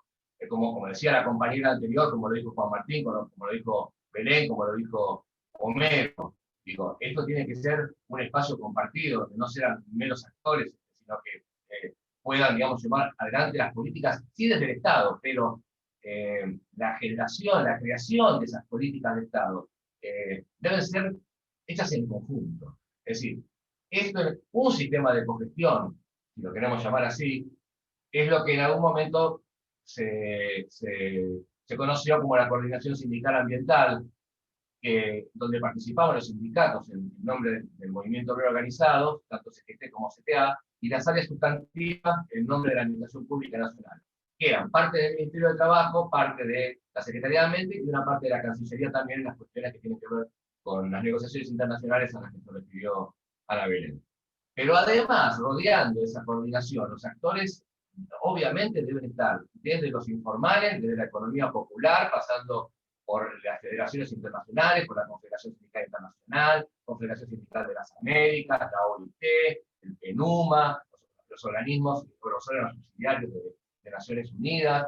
¿Por qué? Porque eso, digamos, lo que le da es un plafón, digamos, o una densidad política, si se quiere, digamos, que supera por mucho aquellas acciones que se pueden hacer individuales desde cada una de las áreas de la administración pública, porque, digo, yo trabajé 14 años en la Administración Pública Nacional, y sé fehacientemente que muchas áreas distintas, que muchos ministerios distintos, se repiten, digamos, algunas áreas, algunas coordinaciones, algunos programas, pero que nunca logran, digamos, ponerse de acuerdo para generar políticas en conjunto y de Estado, como sí, por ejemplo, ocurrió con el tema del cambio climático, con la mesa intergubernamental a la que se refería Nazareno Castillo Marín. Entonces, digo, esa coordinación sindical ambiental, para tratar distintos temas, desde el cambio climático, desde lo que podría ser observadores ambientales, y no digo delegados ambientales, digamos, porque ahí hay toda una discusión, digamos, respecto de lo que puede llegar a ser en la opinión, digamos, de las empresas en cuanto a que se le duplica la tutela respecto de salud y seguridad laboral con un delegado ambiental. Pero sí observadores, por ahí la misma persona que lleva adelante, digamos, las tareas de salud y seguridad laboral, el tema de cooperación internacional, de acuerdos sectoriales, la formación profesional. Esto es muy importante, muchachos. Si nosotros, digamos, hay una potencialidad enorme para la generación de trabajo. Vamos a hablar de empleo verde, hablar de trabajo sustentable. Pero, digamos, empleo verde, ya que esto es economía verde, empleo verde. Bueno, llamamos al empleo verde. Hay una potencialidad inmensa, porque, como dijo bien la compañera, también está en lo pequeño la cosa. Y como dijo también Castillo Marín, está en lo pequeño, ¿no? Lo pequeño es hermoso. Bueno, es una idea filosófica muy antigua, ¿no? Digo, en cualquier momento me pongo a hablar de la primavera silenciosa, pero realmente,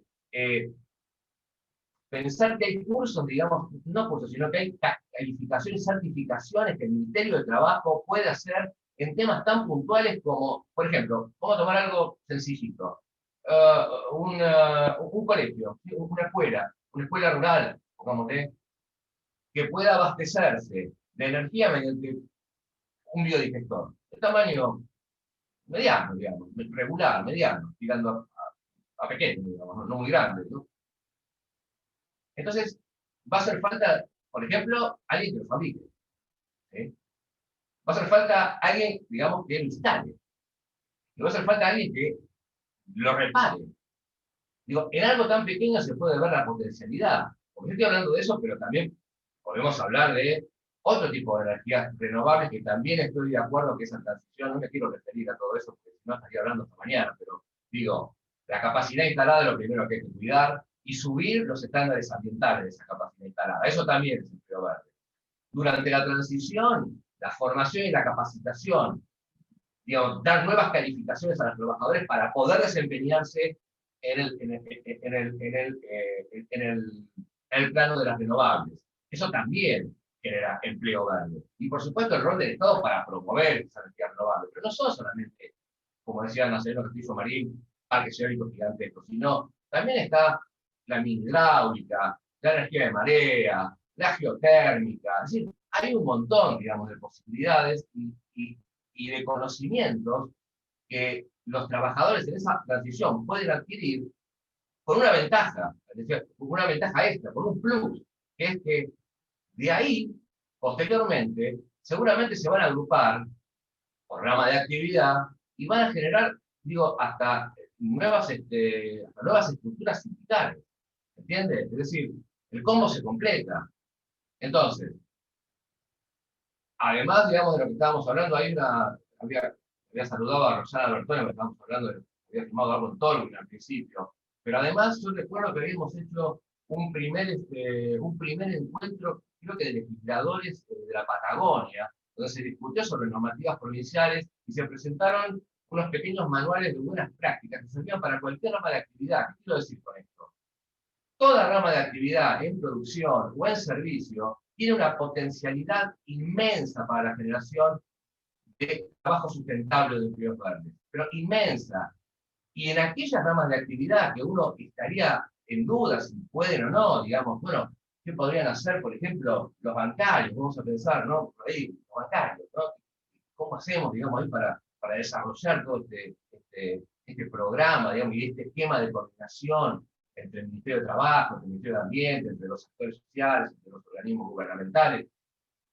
Pero bueno, pero también es claro que de los propios sindicatos y de la propia Administración Pública Nacional se pueden generar planes digamos, de gestión conjunta, por ejemplo, con las cooperativas. Esto que vuelvo a decir, que María Inés interpela, es decir, tratar de firmar acuerdos, como se firmó en algún momento en la Secretaría de Ambiente, como se firmó en algún momento en el Ministerio de Trabajo, es decir, con cooperativas, es decir, nosotros, el Estado mismo, digamos, poniéndose, digamos, como ejemplo en lo que es la eficiencia energética, en lo que es, digamos, el uso racional del agua, en lo que es la recuperación, digamos, del material, del plástico, del papel, de lo que sea, y enlazando, a su vez, la pata social con cooperativas, de manera de, bueno, digo, de ponerlas también, de ponerle un valor agregado a su trabajo, ¿entiendes? Entonces, digo, ¿cuál es el resultado de todo esto? Bueno, una coordinación que sirva tanto, digamos, a nivel regional, provincial y municipal en la Argentina. Todo esto que están viendo ahí son fotos de cosas que se hicieron, digamos, ¿no? Es decir, de cursos de formación, de acuerdos marcos, los importantes, digamos, los más grandes se hicieron a nivel de países, se hicieron con la CGT, también se hizo con la CTA, pero se hizo también, digamos, a nivel continental, con UNI en toda América, se hizo a nivel intercontinental, con Rusia, con Bulgaria, se hizo, es decir, hemos preparado hasta material para que las federaciones internacionales presenten en sus congresos. Es decir, la capacidad, además, vamos a ser claros, aquellas personas que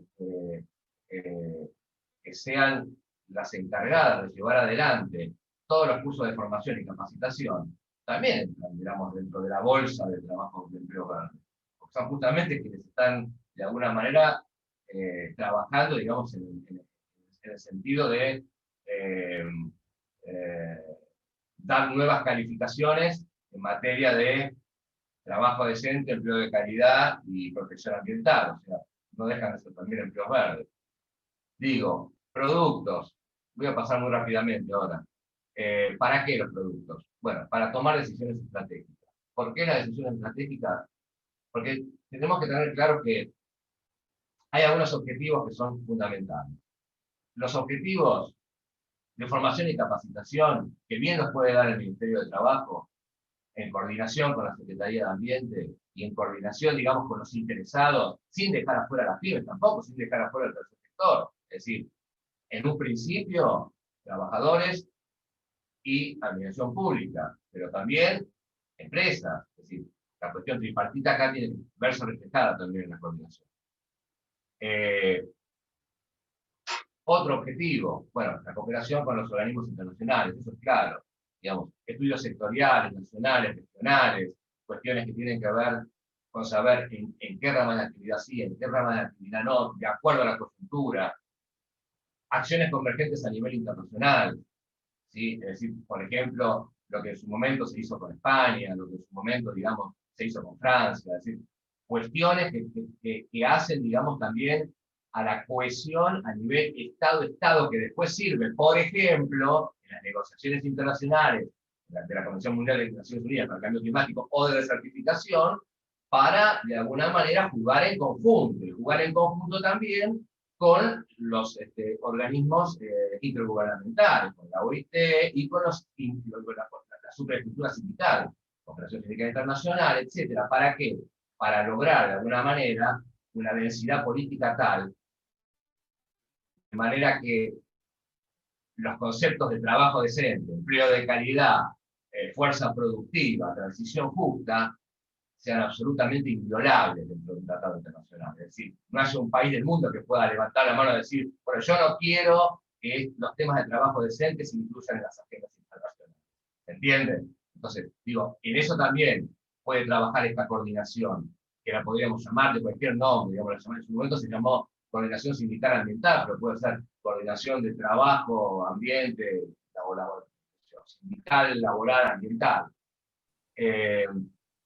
Bueno, cooperación con el Ministerio de Trabajo tuvimos un montón, desde las cláusulas ambientales, los convenios colectivos de trabajo, hay sindicatos muy puntuales que las tienen, como el SOMU, hay sindicatos, digamos, hasta la misma federación, digamos, de viajantes, digamos, pues la movilidad sustentable, desde empleados de comercio, es decir, hubo mucho trabajo en esto, hubo una comisión de desarrollo sustentable, una nueva comisión en el Ministerio de Trabajo, trabajó también la tercera comunicación nacional, el Ministerio de Trabajo.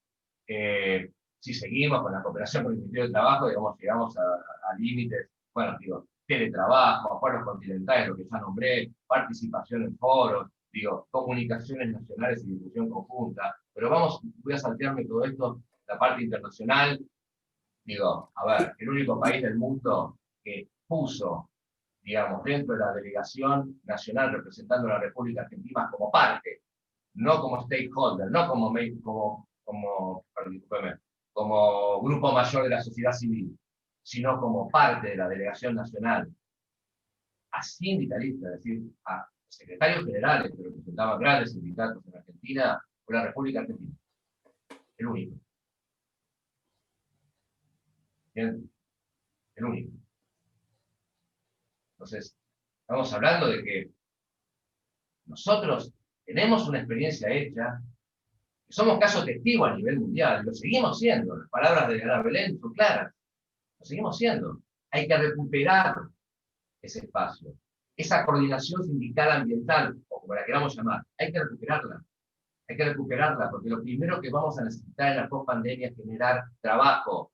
Cada área de la administración pública tiene la obligación de generar trabajo, y eso no se va a poder hacer sin el movimiento obrero organizado dentro, sin las cooperativas dentro, sin los trabajadores dentro, y sin aquellas estructuras, primero, segundo, tercer grado, cuarto grado, macroestructuras sindicales dentro. Punto y aparte, llaves políticas. ¿Por qué? No voy a referirme a cada una de ellas, ustedes la pueden leer, cada uno de ustedes es, digamos, invulnerable, digamos, en sus conocimientos políticos, y que yo no voy a poder hacer escuela política acá, se puede leer claramente. La permeabilidad territorial, ¿para qué sirve? ¿Para qué sirve la coordinación sindical ambiental? Porque permite asociaciones entre gobiernos locales, entre gobiernos provinciales, entre gobiernos a nivel nación-nación, inclusive entre gobiernos a nivel de grupos, digamos, de mayor jerarquía, Mercosur. La cohesión para la ejecución de línea. Tenemos que tener una misma línea, pues, tenemos que cohesionarnos para seguir una misma línea, no puede ser que uno siga hacia un lado, otro siga hacia otro, digo, esto, lo que decía, muy desperdigado a veces en la administración pública, ciertos temas que se repiten en varias partes, en varias áreas. Para resolución de conflictos sectoriales, qué mejor de estar aliado, digamos, justo, digamos, con ramas de actividad, por ejemplo, de la industria, digamos, carbono intensiva, por llamarla de alguna manera, químicos y petroquímicos, petroleros, gas, etc. sindicatos en general de esa rama de actividad, o de lo que es la CAT, ¿sí? de la CAT, de la Confederación Argentina de Trabajadores de la Energía, ¿sí? Para resolver conflictos sectoriales, porque yo recuerdo perfectamente que era lo que nos pasaba cuando íbamos a Cuba, no a Cuba, a la isla, a Cuba, y estábamos parados, digamos, ahí, mientras poníamos los ladrillos para hacer la perimetral, y atrás nos sacaban los ladrillos porque nos llevaban, o nos sacaban a los tiros, o nos corrían a los tiros. Entonces, hasta que logramos un acercamiento, comenzamos a charlar, y se creó una cohesión entre, en ese momento, digamos, el compañero secretario general Walter Correa, y logramos de alguna manera que la cosa fuera avanzando respecto de qué tipo de gestión se iba a hacer en ese espacio. La alianza en la toma de decisiones estratégicas, bueno, esto es claro, de un nivel internacional, y el blindaje bidireccional no hace falta ni que lo explique. Se entiende claramente que lo escribe. Y el objetivo final, la integración. Yo puse algunos ejemplos nada más, los pueden leer, digo, no los voy a explicar uno por uno, pero básicamente, nada, ¿por qué convenios, digamos, por qué cláusulas ambientales en los convenios colectivos de trabajo? Y porque eso es una herramienta preventiva. Yo no estoy diciendo, bueno, muchachos, a ver, ¿cómo hacemos para generar algún tipo de cláusula ambiental que les permita a los trabajadores revisar los libros, digamos, y ver el impacto ambiental? Pues eso es, digamos, un sueño, ¿está bien? Pero se puede comenzar de a poco. Se puede, digamos, tratar de desarrollar una cláusula ambiental que tiene que ver con educación ambiental en la empresa, pagada por la empresa en tiempo de trabajo, por ejemplo. Es un primer paso chiquito, pero bueno, por algo hay que empezar. Observadores ambientales, capacitación permanente. Digo, esto yo después lo paso, digamos, al chat del grupo. Y de esto voy ¿Podés a redondear eso? ¿Podés Sí, redondear? ya terminé con esto. Lo último Bueno, que quería decir era, hay una memoria histórica de 14 años de trabajo, no solamente en lo que es el Ministerio de Ambiente y Desarrollo Sustentable, sino en todas las áreas de la Administración Pública Nacional. Esa memoria histórica que va del 2003 al 2015 fue oculta en todos los servidores. Nadie sabe qué es lo que se hizo antes del 2015, nadie. No está presente, no existe en las páginas web. Digo, eso es algo que deberíamos resolverlo, o por lo menos que deberíamos acercar información acerca de qué está pasando. En el caso puntual del Ministerio de Ambiente, por suerte fue salvada y en su momento Cabandier tomó las riendas del asunto e hizo que se volviera, digamos, a hacer pública esa información. Así que bueno, esto era todo lo que quería comentar, bueno, y agradecer, digamos, por la invitación a participar en la charla de hoy. muchísimas gracias, Guillermo. Muy bueno, muy abarcativo todo lo que planteaste. Y nos estamos quedando sin tiempo, nos quedan unos minutos. Sabíamos que esta iba a ser una reunión donde básicamente iba a haber presentaciones, porque bueno, son muy buenas para poder aprender y tener mayor conocimiento sobre esta temática, pero bueno, nos quedan unos minutos. Pidió la palabra Cacho Cuartango, y a ver si alguien más quiere hacer algún comentario breve, y vamos a ir cerrando. Estamos con 10 minutos para ir cerrando la reunión, y agradecerles a todos la presencia en el Día de la Soberanía Nacional. Creo que es un buen día para encontrarnos, y agradecerle que hayan podido participar. Cacho, adelante. Bueno, gracias, Quique. Comparto plenamente todo lo que aquí se dijo, con algunos ajustes o aspectos menores, y realmente fue la frutilla del postre la exposición de María Inés Castillo, porque desde la realidad, que es la única verdad, como dijo Perón, es de donde se tienen que mirar las cosas.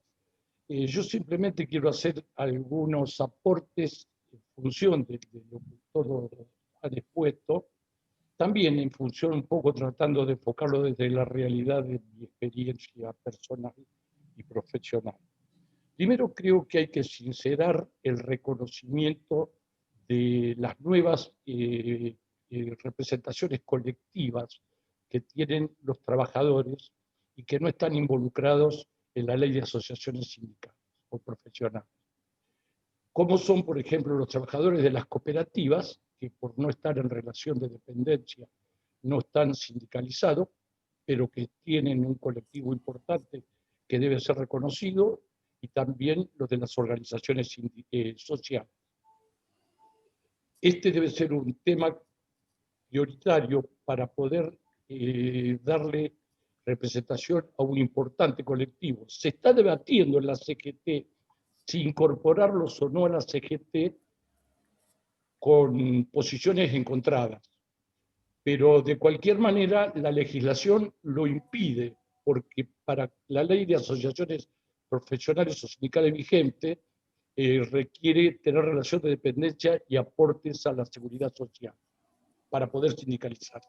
De manera que ese es un tema de la realidad que dejo planteado como punto primero. En ese mismo sentido también se debe impulsar políticas para sincerar el trabajo no registrado, que yo creo que en el sector privado roza el 50%. Y digo esto porque si está el 40% del trabajo no registrado, de los trabajadores no registrados, y hay un 20% del sector público internacional, provincial y municipal, prácticamente el del sector privado es el 50%, el 40% es el 50% del total del sector privado, ¿verdad? Y yo creo que hay que impulsar una fuerte política post-pandemia de regularización del trabajo no registrado, con ventajas comparativas para los que blanqueen, sin que caigan las ventajas esas sobre las espaldas de los trabajadores, como pretendía hacer el blanqueo de Cambiemos, en función de que no reconocía toda la antigüedad que tenían y tampoco reconocían la verdadera categoría profesional, sino que se ajustaban las remuneraciones a 2 o 3 salarios mínimos vitales y móviles, y se reconoció un máximo de 60 meses. También otro tema que tenemos, que se cruza con el del medio ambiente y con el empleo verde, es el de la salud y la seguridad en el trabajo. Y en ese sentido, los trabajadores de las cooperativas, por ejemplo, y los de los movimientos sociales, si bien no se involucran dentro de las competencias del Ministerio de Trabajo, porque no están en relación de dependencia formal, los afecta los riesgos del trabajo, y en consecuencia deben estar involucrados en las políticas de salud y seguridad en el trabajo vigentes para los trabajadores en relación de dependencia. No hay ninguna diferencia en los riesgos que corre un trabajador registrado en una empresa formal de lo que corre un trabajador de una cooperativa de trabajo, o de lo que corren los de los movimientos sociales cuando están haciendo tareas en sus tareas habituales. En consecuencia de eso, como preservar la vida y la integridad física es el principal objetivo del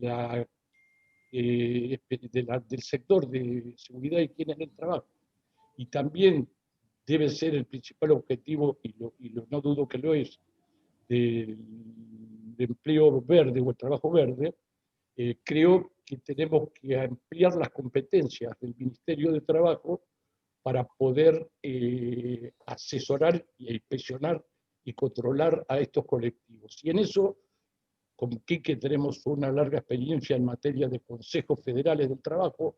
Creo que una herramienta idónea es el Consejo Federal del Trabajo y el ámbito donde se desarrollen los emprendimientos sustentables, es decir, la otra comisión que estamos interactuando.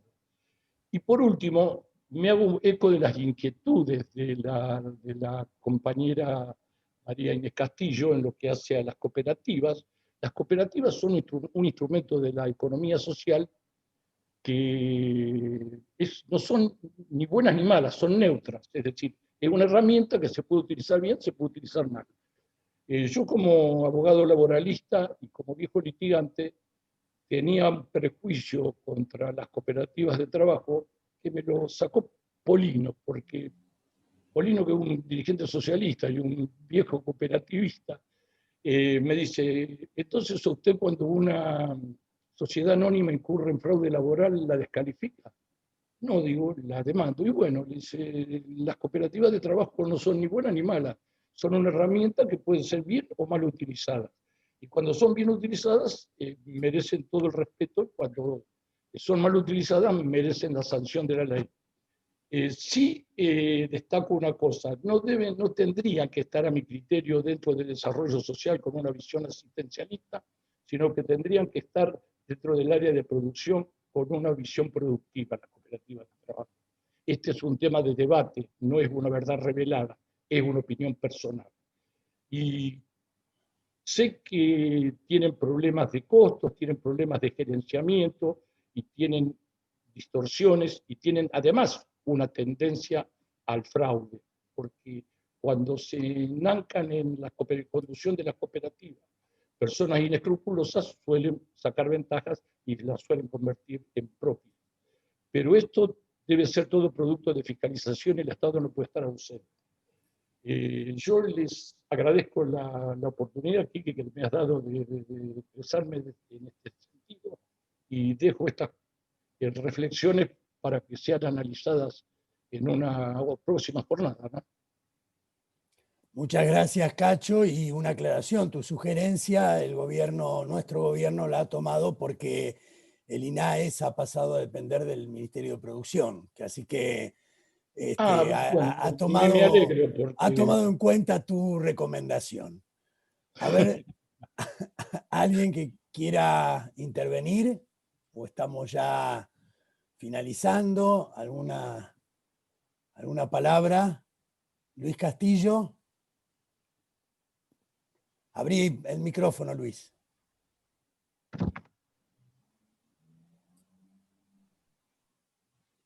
¿Se te escucha? ¿Hola?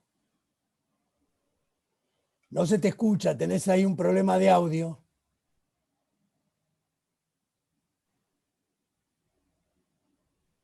A ver ahora.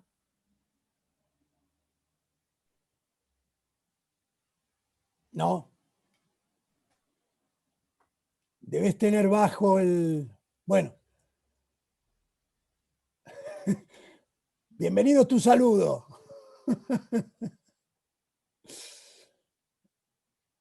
Bueno, estamos terminando. No sé si alguien más quiere decir algo. Si no, Homero, si querés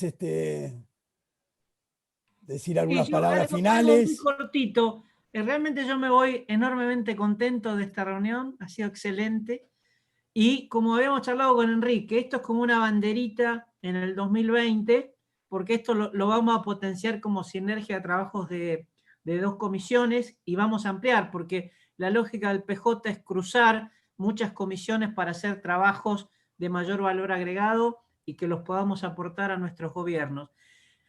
Y además creo que nos llevamos un listado de cosas para la agenda de construcción 2021, más que va a ser un año político, que hemos anotado prolijamente, así que nada de lo dicho va a caer en saco roto, al contrario. Está contenido, está absolutamente orientado a nuestras tres banderas, así que realmente una enorme satisfacción por esta organización que Enrique promovió y nosotros nos sumamos y los aportes de los compañeros y compañeras, pero vamos a trabajar mucho más, así que el tiempo que tal vez no ha habido ahora, seguramente lo vamos a tener en reuniones próximas, y no es para quedar bien, sino es un compromiso político que asumimos con Enrique. Muy bien. Bueno, chao, gracias. Feliz Día de la Soberanía Nacional. Adiós, gracias a todos, saludos. Gracias. Chau, chau. Nos vemos. Chao. Chao, gracias. Hasta luego. Chao, saludos a todos. Buen día. Adiós. Gracias, Ana. Hasta luego.